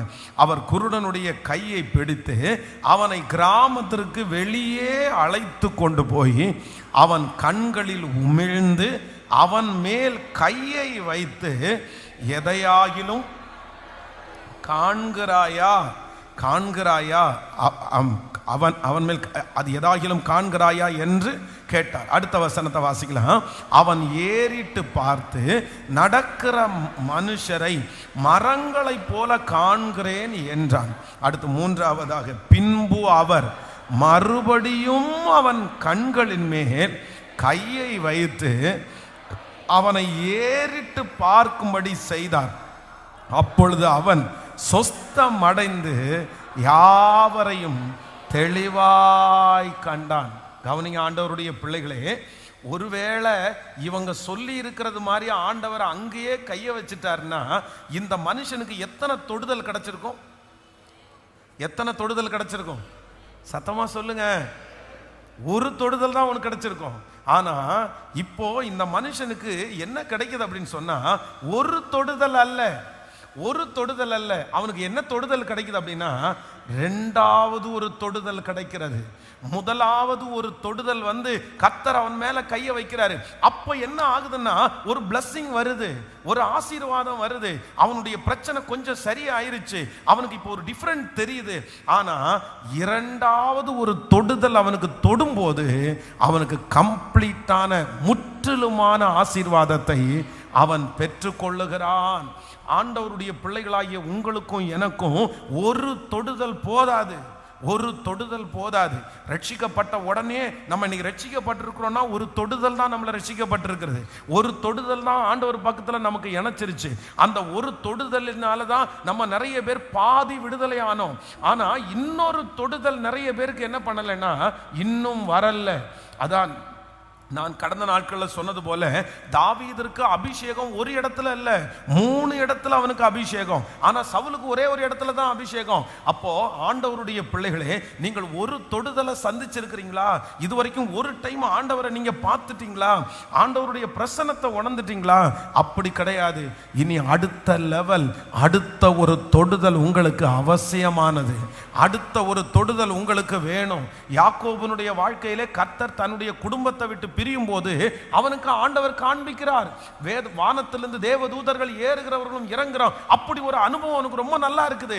ஆனா அந்த அனுபவம் கிடைக்கும் போது அவன் அந்த அளவுக்கு ஸ்பிரிச்சுவல் மேனா இல்ல, அந்த அளவுக்கு அவனுக்கு ஆண்டவரை பற்றி தெரியாது, தேவனுடைய வாக்குத்தத்தத்தை பற்றி தெரியாது. ஆனா 2வது போராடுறான் யாக்கோபு. நீர் என்னை ஆசீர்வதித்தாலே ஒழிய நான் உம்மை போக விடுவது இல்லை. அதுதான் 2வது தொடுதல். அந்த தொடுதலுக்கு பிற்பாடு யோசேப்பை பெரிய நபராய் பார்க்கிறான். அவனுடைய அந்தியமய காலம் ரொம்ப ஆச்சரியமாய் அமைகிறது. நான் நம்புகிறேன் கர்த்தர் இந்த குருடனுக்கு 2வது ஒரு தொடுதலை கர்த்தர் கொடுத்த தேவன். இந்த 100 நாள் ஜெபம் முடிகிறதுக்குள்ள உங்களுக்கு ஒரு 2வது ஒரு தொடுதல், மறுபடியும் ஆண்டவர் உங்களை தொடுவார், மறுபடியும் கர்த்தர் உங்களை அபிஷேகிப்பார், மறுபடியும் அப்படிப்பட்ட ஒரு அந்யோன்யத்தை நீங்க உணர்வீங்க, மறுபடியும் அந்த ஃபீல் உங்களுக்கு வரும். நிறைய நாட்களா இழந்த அந்த அனுபவத்தை கர்த்தர் மறுபடியும் தரப்போகிறார். ஆமென். அப்படி நீங்க அபிஷேகத்துல நிறைஞ்சு நீங்க ஜெபிக்க போறீங்க. உங்க வாயிலிருந்து தீர்க்க தரிசனங்கள் வரப்போகிறது. அந்த பிரசன்னத்தை நீங்க உணர போறீங்க. கேளுங்க ஏசப்பாட்ட, இயேசுவே இப்பொழுது அந்த 2வது தொடுதல் வரட்டும். என் ஊழியத்தில் அந்த 2வது தொடுதல் வரட்டும். என் குடும்பத்தில் அந்த 2வது தொடுதல் வரட்டும். என் பிசினஸ்ல அந்த 2வது தொடுதல் வரட்டும். இந்த பிரசங்கம் பண்ணி கொண்டு இருக்கும் போதே கேளுங்க, முழு பலத்தோடு வாலிப தம்பிக்கு ஒரு 2வது தொடுதல் உண்டாகட்டும். இளம் வயசுல தொட்ட அந்த தொடுதலில் இன்னொரு தொடுதல். ஆமேன், ஆமேன். கர்த்தர் தர வல்லவர். நீங்க ஜெபிக்க ஜெபிக்க நிச்சயமாய் அந்த காரியம் நடக்கும். ஸ்தோத்திரம். என்னை மறுபடியும் தொடுகிற கர்த்தர், என்னை மறுபடியும் நிரப்புகிற கர்த்தர். கணுக்கால் அளவல்ல, முழங்கால் அளவல்ல, ஆமென், நீந்தி நீந்தி உமிழ்கத்தக்கதான கிருபையை எனக்கு தருகிறவர். ஸ்தோத்திரம், ஸ்தோத்திரம். ஹalleluya. நன்றி அப்பா. மேலானது உம் பேரன்பு, உயிரிலும் மேலானது. மேலானது உன் பேரன்பு, உயிரிலும் மேலானது. உதடுகள் துதிக்கட்டும், உயிருள்ள நாளெல்லாம் பாடுவோம். உதடுகள் துதிக்கட்டும், உயிருள்ள நாளெல்லாம், உயிருள்ள நாளெல்லாம், உயிருள்ள நாளெல்லாம். கைகளை தட்டி ஆனந்த களிப்புள்ள உதடுகளால் போற்றி புகழ்கிறேன். பாடும். ஆனந்த களிப்புள்ள உதடுகளால் போற்றி புகழ்கிறேன். ஆறும் சுவை உணவு உண்பது போல் திருப்தி அடைகிறேன். ஆறும் சுவை உணவு உண்பது போல் திருப்தி அடைகிறேன். தினமும் தினமும் துதிக்கிறேன். இப்ப சொல்லுவோம், தேவனே நீர் என் தேவன். ஹalleluya. தேவனே நீர் என் தேவன், தேடுவேன் ஆர்வமுடன். மகிமையை வாஞ்சிக்கிறேன், உம் வல்லமை காண்கிறேன். மகிமையை காண்கிறேன், உம் வல்லமை காண்கிறேன். உம் வல்லமை காண்கிறேன், உம் வல்லமை காண். கைகளை தட்டி சொல்லுவோம், ஆனந்த களிப்புள்ள போற்றி களிப்புள்ள உதடுகளா போற்றி புகழ்கிறேன். இப்ப சொல்லுவோம், நீர்தானே என் துணையானி, நிழலில் களிகூறுவே. நீர்தானே என் துணையானி, நிழலில் களிகூறுவே. உறுதியாய் பற்றிக் கொண்டே வலக்கரம் தாங்குதை. உறுதியாய் பற்றிக் கொண்டே வலக்கரம் தாங்குதையா. உம்பாலக்கரம் தாங்குதையா, உம்பாலக்கரம் தாங்குதை. கைகளை மேல ஆனந்த களிப்புள்ள உதடுகளா போற்றி. ஆனந்த களிப்புள்ள ஹல்லேலூயா புகழ்கிறேன். ஹல்லேலூயா ஹல்லேலூயா. முதல் தொடுதல் அப்படின்றது ஒரு துவக்கம்தான். முதல் தொடுதல் அப்படின்றது ஒரு துவக்கம்தான். வாலிப பிள்ளைங்க, வாலிப தம்பிங்க, அம்மா அப்பா ரட்சிக்கப்பட்டதுனால கர்த்தர் ஒரு தொடுதல் இருக்கும், ஒரு தொடுதல் இருக்கும். இது துவக்கமான ஒரு தொடுதல். ஆலயத்தில் வரும்போது ஆண்டவர் உங்களை தொடுவார், ஏதோ ஒரு விதத்தில் ஆண்டவர் உங்களோட பேசுவார். இது ஒரு தொடுதல். ஆனால் ரெண்டாவது தொடுதல் தான் என்ன தொடுதல் அப்படின்னா, பரிபூரணம் அடைகிற தொடுதல். அப்பதான் முழுமையான விடுதலை கிடைக்கும். நம்மளை ஆண்டவர் எப்பெல்லாம் ஆண்டவர் நம்மளை தொடுறாரோ அப்பெல்லாம் ஒரு மகிமை வரும், அப்பெல்லாம் ஒரு மாற்றம் வரும். ஆண்டவருடைய தொடுதலை நீங்க ஒரு நாள் உணர்ந்துடக்கூடாது, ஒரு நாள் பெற்றிடக்கூடாது. உங்களை என்ன பண்ணணும்னா, கர்த்தர் தினமும் நம்மளை திருப்தி ஆக்கணும். அடுத்த தொடுதலை யாரெல்லாம் இந்த ஜபத்தில் பெற்றுக்கொள்ளாம வெறும் அதான் அந்த இதை வச்சே ஓட்டிட்டு இருக்கக்கூடாது.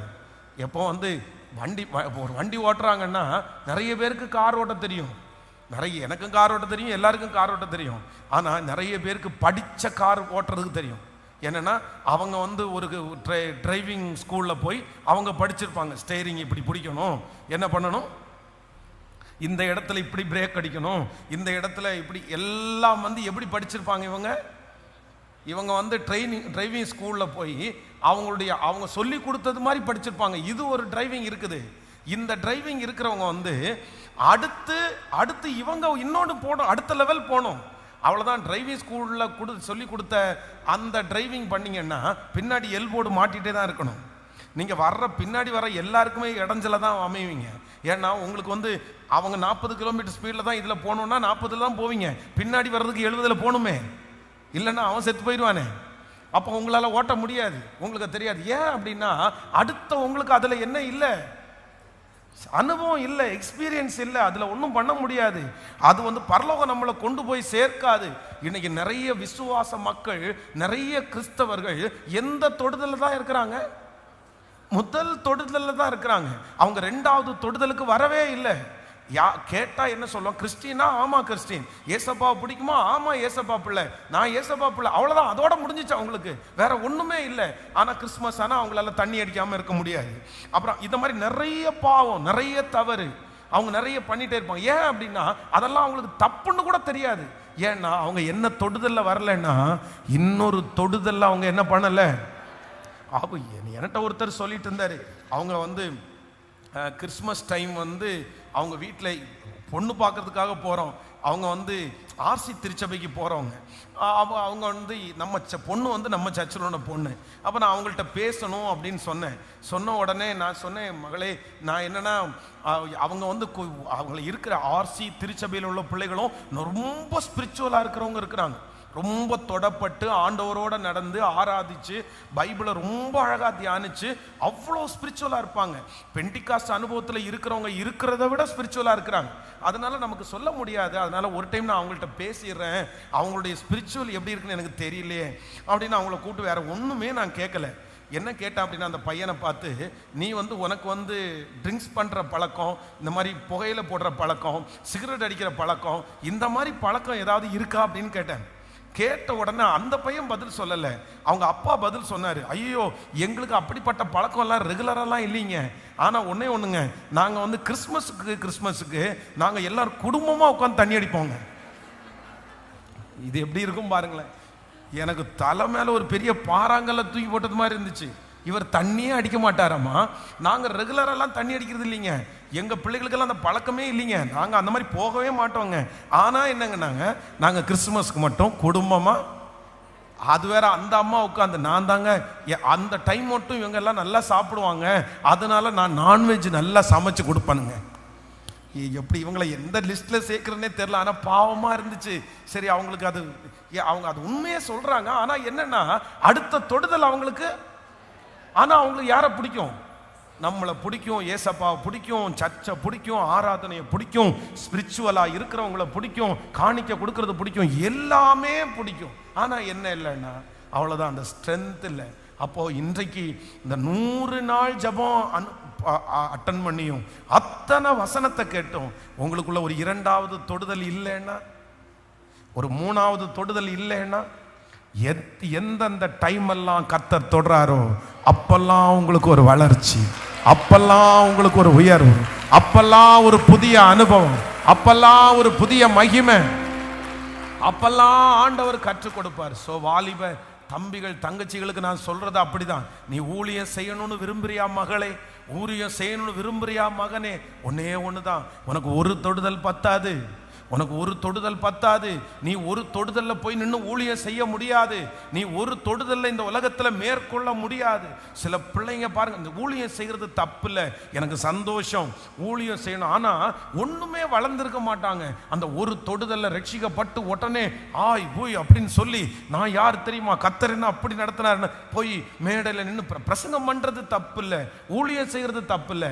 ஆனா அடுத்த எக்ஸ்பீரியன்ஸே அவருக்கு இல்லை, கர்த்தர் சமூகத்தில் உட்காரவே இல்லை, ஜெபம் பண்ணவே இல்லை, பைபிளே தெரியாது, அப்படியெல்லாம் ரொம்ப கடினமாக இருக்கும். அதனால் இன்றைக்கு ஆண்டவர் அந்த குருடனுக்கு பாராட்டின கிருபை எனக்கும் கர்த்தர் தரணும்.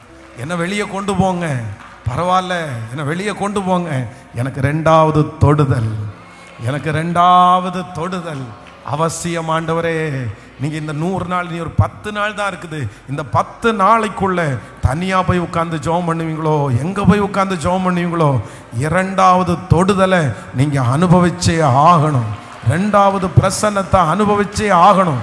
முதல் தொடுதல்ல இயேசு உள்ள வந்துட்டாரு, முதல் தொடுதல்ல இயேசு உள்ள வந்துட்டாரு. அடுத்த தொடுதல்ல உங்களுக்கு அடுத்த பெரிய மாற்றத்தை கர்த்தர் கொடுத்து, ஆமேன், எல்லா அசுத்தங்களையும் கர்த்தர் நீக்கி போட்டு ஞானத்தினால கர்த்தர் நிரப்புவாராக, நிரப்புவாராக. Thank you Jesus. கைகளை உயர்த்தி அப்படியே ஒரு ஜபத்தோட கேளுங்க, ஆண்டவரே அடுத்த ஒரு தொடுதலை எனக்கு தருகிற தேவன், ஹல்லேலூயா, ஸ்தோத்திரம், 2ஆம் தொடுதலை எனக்கு கொடுக்கிற தேவன். தேங்க்யூ ஜீசஸ், தேங்க்யூ ஜீசஸ், ஹல்லேலூயா, ஹல்லேலூயா, ஹல்லேலூயா, ஸ்தோத்திரம். ஜெபிக்க ஜெபிக்க அந்த அந்த கிருபை எனக்கு வேணும். ஆமென், ஆமென், ஆமென். தேங்க்யூ ஜீசஸ், ஹல்லேலூயா, ஆமென். எவ்வளோ 5 காரியம் சொல்லிட்டேனா? 5 விஷயத்தை 5 சொல்லியிருக்கேன்ல, 4 தான் சொல்லி, 4 ஆயிடுச்சா? நம்ம 5வது ஒரு காரியத்தை வாசிக்கலாம். 25வது வசனத்தை வாசிக்கலாமா? 25வது வசனம். பின்பு அவர் மறுபடியும் அவன் கண்களின் மேல் கைகளை வைத்து அவனை ஏறிட்டு பார்க்கும்படி செய்தார். அப்பொழுது அவன் சொஸ்தமடைந்து யாவரையும் தெளிவாய் கண்டான், யாவரையும் தெளிவாய் கண்டான். கவனிங்க, ஆண்டவர் அந்த மனுஷனை அங்க வைக்காம கர்த்தர் இப்ப வெளியில கர்த்தர் அவன் மேல என்ன பண்றாரு? கைகளை வைக்கிறாரு. இப்போ கைகளை வச்ச உடனே நம்ம ஃபர்ஸ்ட் தியானிச்சோம், இந்த மனுஷன் ஃபர்ஸ்ட் பார்க்கும்போது என்ன பார்க்கிறாரு? மனுஷனை எப்படி பார்த்தாராமா? மரத்தை மாதிரி பார்த்தாராமா. ஆனா அடுத்த தொடுதல்ல மனுஷனாவே எல்லாத்தையும் நன்றாய் கண்டான். அப்போ இந்த குருடனுக்கு ஒரு கேரக்டர் இருக்குது. என்ன கேரக்டர் அப்படின்னா, யாரை பார்க்கிற கேரக்டர் சொல்லுங்க? இந்த குருடனுக்குள்ளேயே ஒன்று உருவாகி இருக்குது. ஏன்னா அவங்களுக்கு யாரையாவது ஒருத்தரை டிபெண்ட் பண்ணி தான் ஆகணும். இவனுடைய கண்ணு, இவனுடைய சிந்தை, இவனுடைய கால்கள், இவனுடைய கை யாரை தேடுது? இதுவரைக்கும் யாரை தேடிருச்சு? இவன் மனுஷனை தேடி தேடி தேடி மனுஷனுக்குடைய இப்போ இங்கே நிற்கிறார் சிவானந்த காலனியில் ஒரு கடையில் நிற்கிறாருன்னு வச்சுங்களேன், ஒரு கண்ணு தெரியாத நிற்கிறாருன்னா அங்கேருந்து ஒருத்தரை கேட்பாரு. இப்போ எல்லாருடைய கையில் இன்ஸ்ட்ருமெண்ட் எல்லாம் இருக்குது. என்ன கேட்பார் அப்படின்னா, தம்பி இந்த ரோடை கொஞ்சம் கிராஸ் பண்ண முடியுமா? உடனே ரோடை கிராஸ் பண்ண முடியுமான்னு கேட்குற அந்த நபரிடத்துல, கண்ணு தெரியாதவரிடத்துல நம்ம என்ன கேட்போம்? உங்களுக்கு அந்த பக்கம் போகணுமானா கேட்போம். என்ன கேட்போம்னா, உங்களுக்கு எங்க உடனே அவர், எனக்கு ரொம்ப தூரம் போகணும்ப்பா, நீ ஆனால் ரோடை கிராஸ் பண்ணி விட்டா போதும். உடனே நம்ம என்ன சொல்லுவோம்? அடுத்து, அப்படிங்களா, சரிங்க, உங்களை நான் ரோடை கிராஸ் பண்ணி விடுறேன். அவ்வளோதான். ரோடை கிராஸ் பண்ணி விட்டதுக்கு அப்புறம் நம்ம யாரோ அவர் யாரோ, நம்ம அவங்கள விட்டுருவோம். அதுக்கப்புறம் அந்த கண்ணு தெரியாதவர் திரும்ப அடுத்த ஊருக்கு போகணும்னா பஸ் ஏறுறதுக்கு இன்னொருத்தரை டிபெண்ட் பண்ணி இன்னொருத்தனை. அப்படி இந்த கண்ணு தெரியாத மனுஷன் தன்னுடைய வாழ்க்கையில இதுவரைக்கும் எல்லா இடத்துலையும் யாரை தான் அவர் பார்க்கிறாரு? அவருடைய உதவிக்கு யாரு தான் வேணும்? இப்போ ஆண்டவர் வெளியில போய் அவனுக்கு சுகம் கொடுக்கறதுக்கு காரணம் என்னன்னா, எப்பா இதுவரைக்கும் நீ மனுஷனை தான் மட்டும்தான் நீ பார்த்த, இப்போ உனக்கு கண்ணு அறக்கண்ணு தெரியுது. அறக்கண்ணுலையே நீ யாரை தான் பார்க்குற? ஹலோ, நீ மனுஷனை தான் பார்க்குற. ஆனா நீ என்ன பண்ணக்கூடாதுன்னா, முழுக்க மனுஷனை நீ பார்க்க கூடாது. நீ யாரை பார்க்கணும்னா, உனக்கு முன்னாடி அற்புதம் செய்து கொண்டிருக்கிற என்னதான் நீ பார்க்கணும். ஆமென், ஹல்லேலூயா. நான் நம்புறேன், இனி உங்களுக்கு உதவி செய்ய போகிறது மனிதன் அல்ல. அந்த குருடனுக்கு கர்த்தர் என்ன ஸ்ட்ராங் பண்றாருன்னா, இனி உனக்கு யாருமே உனக்கு ஹெல்ப் இல்லப்பா. இனி இதுக்கு முன்னாடி உனக்கு முழுமையா கண்ணு தெரியும் போது கூட ரோட கிராஸ் பண்ணி விட்டாங்க. ஆனா அரக்கண்ணை தெரிஞ்சா சொல்லுங்க, நம்ம நிறைய யாராவது புரியுதில்ல? உங்களுக்கு புரியுதில்ல? கண்ணே தெரியாத ஒருத்தர்னா நம்ம என்ன பண்ணுவோம்? கிராஸ் பண்ணி விடுவோம். ஆனா அரக்கண்ணு தெரிஞ்சுன்னா, உனக்கு தான் பாதி தெரியுதில்ல, உங்களுக்கு தான் பாதி தெரியுதில்ல. நான் சொல்றது உங்களுக்கு புரியுதில்ல? எத்தனை பேருக்கு புரியுது? ஆமென். மனிதர்கள் நமக்கு முதல்ல ஹெல்ப் பண்ண மாட்டாங்க. அப்படி ஒருவேளை பண்ணினாலும் நம்ம அந்த உதவிக்கு ரொம்ப பாத்திரமா இருக்கும்போது பண்ணுவோம். ஆனா இதுல ரொம்ப மோசம் யாருன்னா, இந்த அறகுறையா இருக்காங்க பாருங்க, பாதியா இருக்காங்க பாருங்க. இவங்களுக்கு அந்த பறையும் இல்லை. அதான் ஆண்டவர் சொல்லுவோம், அனலாவது குளிராவது, நான் வசதியா இருந்தாலாவது பிரச்சனை, இல்லைன்னா ஏழையா இருந்தாலாவது. இந்த கவர்மெண்ட்ல போகும்போது கூட நம்ம பார்த்தீங்கன்னா, வசதியா இருக்கிறவங்களுக்கு பிரச்சனையே இல்லை. என்ன பண்ண வேண்டாம்னா, ரேஷன் கடையில் எதுவும் வாங்க வேண்டிய அவசியம் இல்லை. நான் வசதி உள்ளவன் இடத்துல எழுதியிருக்கோம். ஏழைகளா இருந்தா அதுவும் பிரச்சனை இல்லை, அவங்களுக்கு எல்லாமே கிடைக்கும். ஆனா இதுக்கு இடையில இந்த ரெண்டும் கட்ட இடையில இருக்காங்க பாருங்க, இவங்களுக்கு அதையும் போட முடியாது, இதையும் விட முடியாது. ஐயோ, இங்க போய் கேட்டா, ஏங்க உங்களுக்கு சம்பளம் 15,000 ரூபாய் சம்பளம் போட்டிருக்கு, நீங்க இங்க நின்றுட்டு இருக்கிறீங்க அப்படின்னு. ஐயா, 15,000 ரூபாய் சம்பளம் வாங்கினாங்க என்னங்கய்யா, எனக்கு இதையும் கொண்டு போனதாங்க உதவியா இருக்கும். அதெல்லாம் கஷ்டப்படுறது உங்களுக்குரியதுங்க. அப்போ இந்த குருடனுக்கு ஆண்டவர் விடுதலை கொடுக்கிறாரு. இதுவரைக்கும் உன்னுடைய வாழ்க்கையிலே மனிதர்கள் உதவி செய்தார்கள். இனியும் நீங்க அங்கே வச்சு உன்னை தொட்டிருந்தேன்னா, உனக்கு திரும்பவும் யாருடைய உதவி தேவைன்னா, மனுஷனுடைய உதவி உனக்கு தேவை. ஆனா உன்னை வெளியில கொண்டு வந்தன தொடுறதுக்கு காரணம் என்னன்னா, இனி உன் வாழ்க்கையில இனி எந்த காலத்திலையும் உனக்கு மனுஷனுடைய உதவி அல்ல, அவருடைய உதவி மட்டும் போதுமானது. அவர் உங்களை உயர்த்துறதற்கு வல்லவர். நான் விசுவாசிக்கிறேன். ஆமேன், ஆமேன். ஸ்தோத்திரம், ஸ்தோத்திரம், ஸ்தோத்திரம், ஸ்தோத்திரம். கர்த்தர் அப்படி கிருபையாய் கிருபையாய் கிருபையாய் மனுஷனை பார்க்கிற கண்கள், எங்கேயோ எதிர்பார்த்து கொண்டிருக்கிற கண்கள், யாரையோ எதிர்பார்த்து கொண்டிருக்கிற கண்கள், கர்த்தராகிய ஆண்டவர் இன்றைக்கு கிருபையாய் வாக்கு கொடுக்கிறார். இல்லை, நிச்சயமாகவே ஒரு அற்புதம் உங்களுக்கு நடக்க போகிறது. இனி எந்த மனுஷனையும் பார்க்க வேண்டியது இல்லை. இனி உங்களுடைய கையை பிடித்து அந்த கரையை கடக்க வேண்டிய அவசியம் இல்லை. யாரும் உங்க கையை பிடிக்க வேண்டாம். கர்த்தராகிய ஆண்டவர் கிருபையாய் வாக்கு கொடுக்கிறார். அவர் கரத்தை பிடித்து உங்களை வெளியே கொண்டு வந்து கர்த்தர் விட்டு, தேங்க்யூ ஜீசஸ், தேங்க்யூ ஜீசஸ், ஹல்லேலூயா, ஹல்லேலூயா. கர்த்தர் அந்த மனுஷனுக்கு கொடுத்த 4வது பெரிய ஆசீர்வாதம், இனி மனுஷனை பார்க்க வேண்டிய அந்த சூழ்நிலையே இல்லை. ஹல்லேலூயா. குருடரை அவர்கள் அறியாத வழியிலே நான் அவர்களை நடத்தி அவர்களை கைவிடாதிருப்பேன். ஃபைனலாக கடைசியில் ஒரு காரியத்தை நம் 8ஆம் அதிகாரத்தினுடைய 26வது வசனத்தை வாசிக்கலாமா? 26வது வசனம். பின்பு அவர் அவனை நோக்கி, நீ கிராமத்தில் பிரவேசியாமலும் கிராமத்தில் இதை ஒருவருக்கும் சொல்லாமலும் இரு என்று சொல்லி அவனை வீட்டிற்கு அனுப்பிவிட்டார். ஹலோ, எனக்கு இந்த குருடனுக்கு ஆண்டவர் செஞ்சது ரொம்ப வித்தியாசமா இருக்குது. இல்லை, இவ்வளோ பெரிய தெய்வம், இவ்வளோ பெரிய பிஸியான ஆளு, எத்தனை லட்சங்கள் அவருக்கு பின்னாடி இருக்குது, இவன் ஒருத்தனுக்கு இவ்வளோ செஞ்சு இவ்வளோ ஞானமா என்ன ஆண்டவரே அவன் மேலே இவ்வளோ பெரிய பிளானு பார்த்து பார்த்து ஒன்னொன்னா செஞ்சு, இப்போ ஏற்கனவே அவனை எங்கேருந்து தான் ஆண்டவர் கூட்டிட்டு வந்தாரு?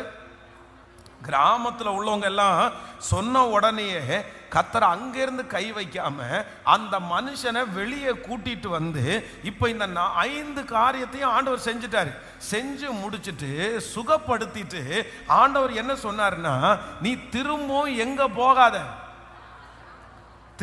போகாத, திரும்ப கிராமத்திற்கு பிரவேசியாமலும் கிராமத்திலே இதை ஒருவருக்கும், உங்க சாட்சி என்ன பண்ண வேண்டாம், நீ அங்க சொல்ல வேண்டாம். அதை சொன்னாலும் ஒருத்தனும் கேட்க மாட்டான். நீ ஒன்று பண்ணு, அவனை ஒருவனுக்கும் சொல்லாமலும் இரு என்று சொல்லி அவனை வீட்டிற்கு அனுப்பிவிட்டார். அப்போ நான் விசுவாசிக்கிறேன், அந்த குருடனுக்கு கடைசியாய் ஆண்டவர் செய்தது என்ன அப்படின்னா, உன்னுடைய தெரிஞ்ச கிரவுடில் இல்லை, உன்னுடைய தெரிஞ்ச அந்த இடத்துல இல்லை. அதான் தீர்க்கதரிசிக்கு சொந்த ஊர்ல என்ன இல்லையாமோ, தீர்க்கதரிசிக்கு சொந்த ஊர்ல கனம் இல்லை, தீர்க்கதரிசிக்கு சொந்த ஊர்ல கனம் இல்லை. நான் ரொம்ப ஆசைப்பட்டது, நான் பிறந்து வளர்ந்த ஊர்ல ஊழியம் செய்யணும்னு தான் ஆசைப்பட்டேன். ரொம்ப ஆசைப்பட்டது அங்கே ஆசைப்பட்டேன். ஆனால் ஆண்டவருடைய ஒரு பெரிய திட்டம், கோயம்புத்தூர் வந்ததுக்கு அப்புறம் இந்த கோயம்புத்தூரை குறித்த ஒரே ஒரு தரிசனம் தான் என்னை கோயம்புத்தூரில் நிற்க வச்சிருச்சு. அப்படின்னா ஒரு நாள் இந்த சாட்சியை சொல்லியிருக்கேன்னு நினைக்கிறேன், இதை சொல்லி உங்களை ஜெபிக்கிறேன். ஒரு நாள் ஆண்டவரிடத்துல, ஆண்டவரே இவ்வளவு வலுக்கட்டாயமா இந்த கோயம்புத்தூரில் ஆண்டவர் நான் ஊழியத்திற்காக படிக்கிறதுக்கு ஃபஸ்ட்டு வந்துட்டு அப்புறம் ஊழியத்திற்கு வரல, அதுக்கப்புறம் வியாதிக்கு நோயாளியாக தான் வந்தேன், ட்ரீட்மெண்ட்டுக்காக தான் கோயம்புத்தூரில் வந்தேன். சரி, அம்மா அப்பா இவங்க ரொம்ப நேசமாக இருக்கிறதுனால என் ஊரில் இருக்க முடியல, ரொம்ப மன அழுத்தமாக இருந்துச்சு. அதனால் கொஞ்சம் இந்த டென்ஷன் இல்லாமல் கொஞ்சம் உடம்பை பார்த்து உடம்பை சரி பண்ணிவிட்டு திரும்ப திருச்சிக்கு ஊழியத்துக்கு போகலான்றக்க தான் கோயம்புத்தூரில் ட்ரீட்மெண்ட்டுக்காக வந்த நான் இங்கே 9 மாதம் படுத்த படுக்கையில் இருந்துச்சு.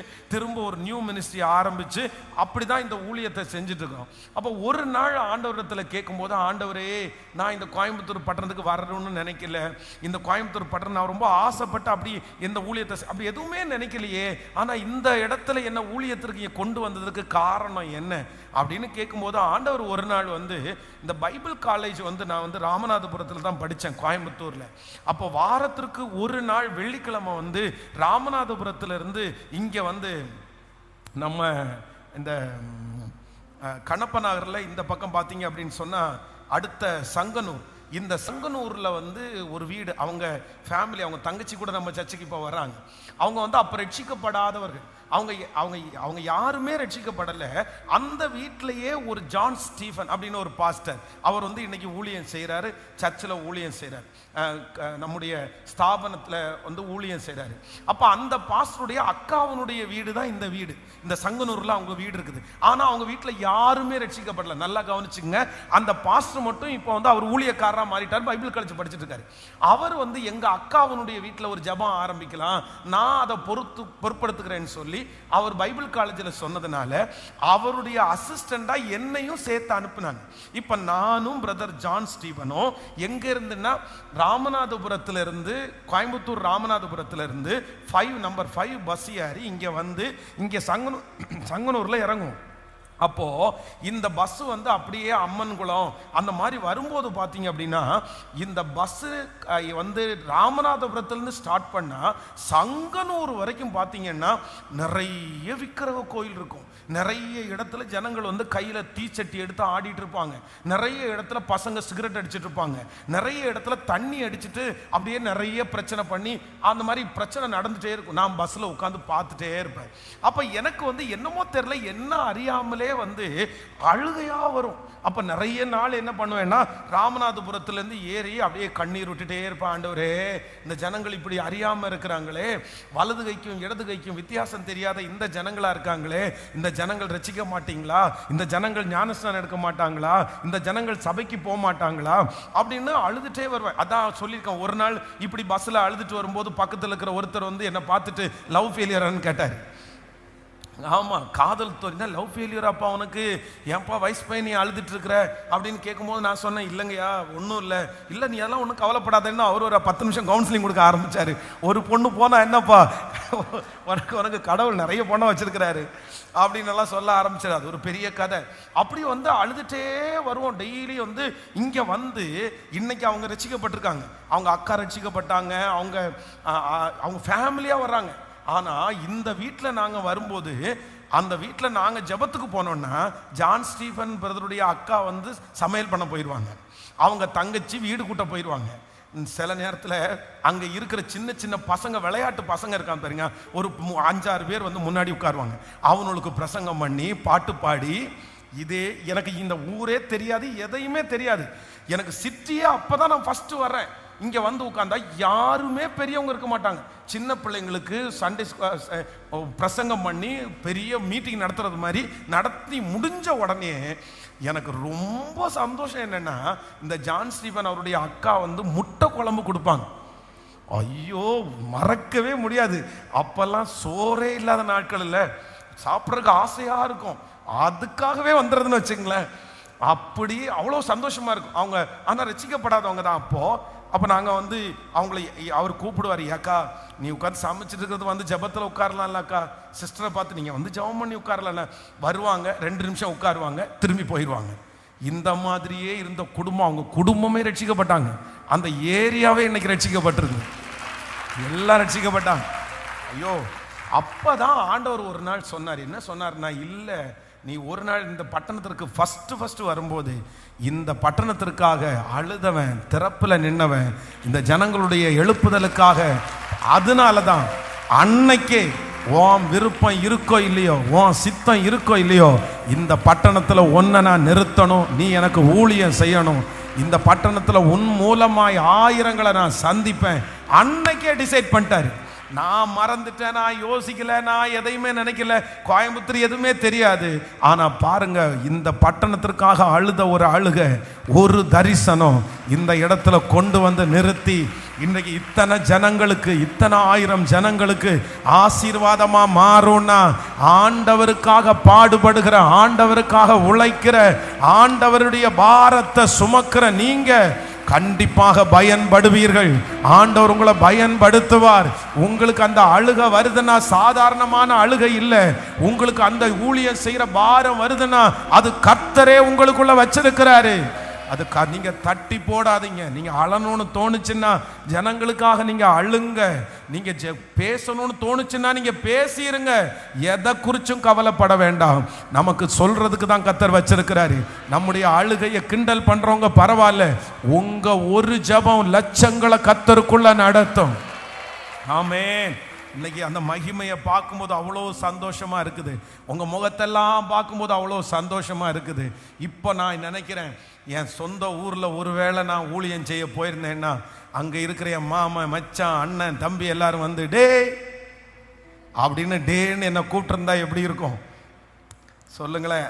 அவங்க கூப்பிடுறது ஒன்றும் பிரச்சனை இல்லை, அதெல்லாம் ஒன்றும் இல்லை, அதெல்லாம் சந்தோஷம்தான். ஆனால் என்ன அப்படின்னா, அந்த ஊரில் அப்படி இருந்து பண்ணேன்னா நான் என்ன இப்படி பண்ணியிருக்க முடியும்னு எனக்கு தெரில. எப்படி அது இருந்திருக்கும்னு தெரில, அது அவ்வளோ ஃபீலாக இருந்திருக்குமான்னு தெரில. இங்கே இவ்வளோ கிட்டத்தட்ட இந்த ஊழியத்தில் வந்து 20 வருஷம் 25 வருஷம் ஆச்சு.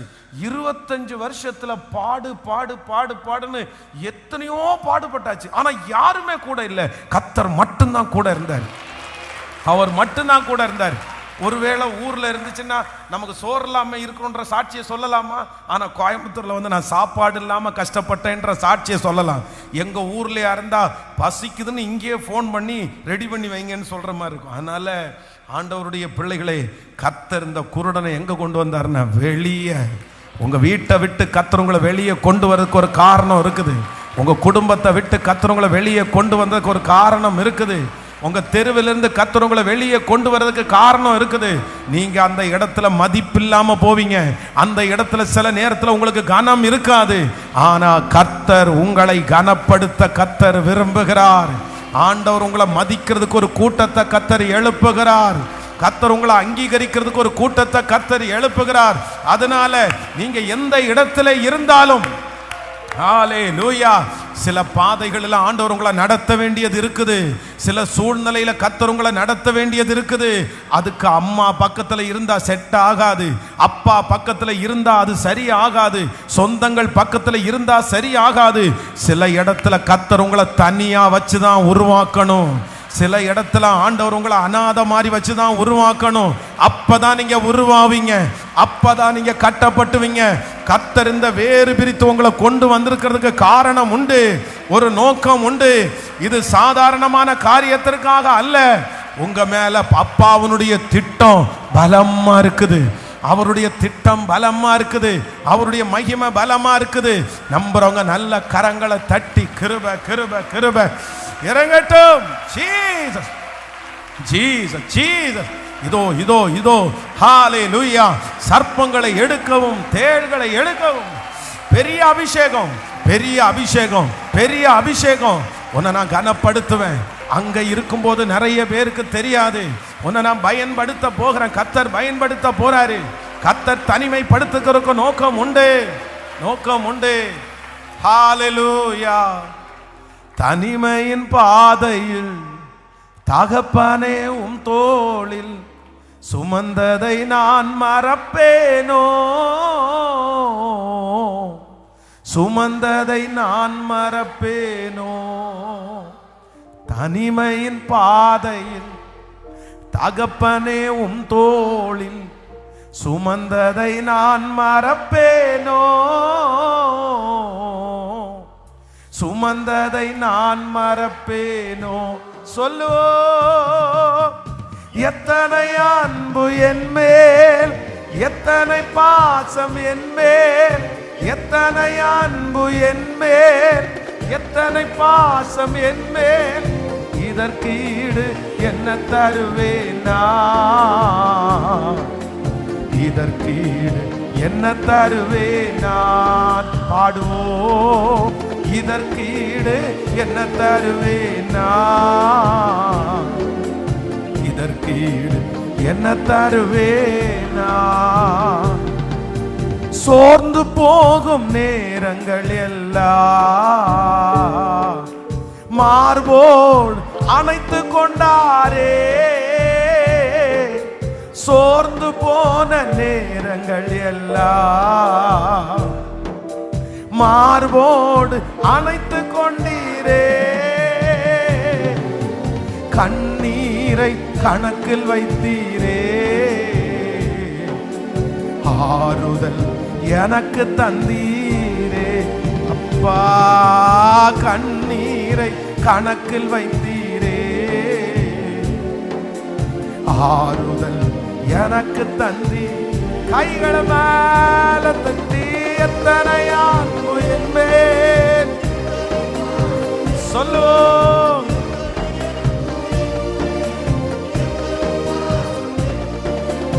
இதற்கு ஈடு என்ன தருவேனா, இதற்கு ஈடு என்ன தருவேனா, இதற்கு ஈடு என்ன தருவேனா, இதற்கு ஈடு என்ன தருவேனா. உடைக்கப்பட்ட நேரங்கள் எல்லாம் அடைக்கலம் எனக்கு தந்தீரே.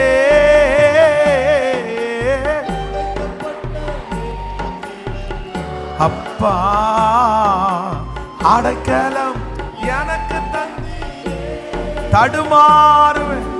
தடுமாறும் வேளையில் எல்லாம் தகப்பனை போல் சுமந்து சென்றீரே.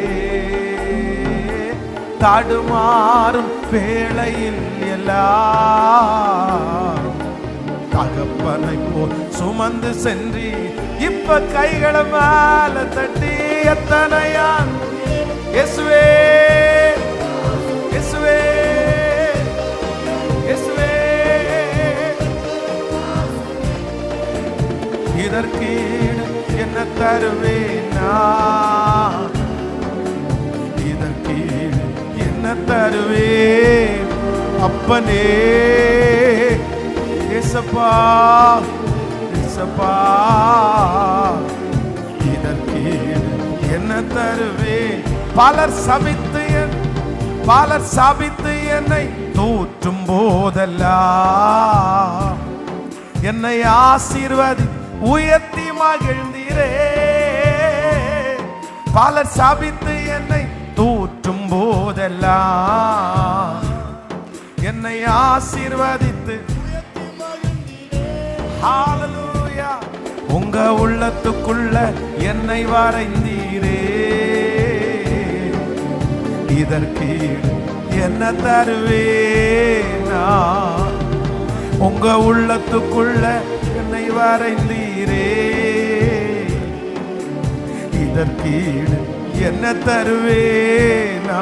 சொல்லோ எத்தனையான் பாடோ. அப்பா அப்பா அப்பா, இதற்கு இயேசுவே இயேசுவே இயேசுவே இயேசுவே. இதற்கு என்ன தருவே? என்ன தருவேனா? இதற்கு என்ன தருவேனா? தனிமையின் பாதை தகப்பனே உன் தோழி சுமந்ததை நான் மறப்பேனோ? சுமந்ததை நான் மறப்பேனோ? ஐயா, தனிமை பாதை தகப்பனே உன் தோளிலே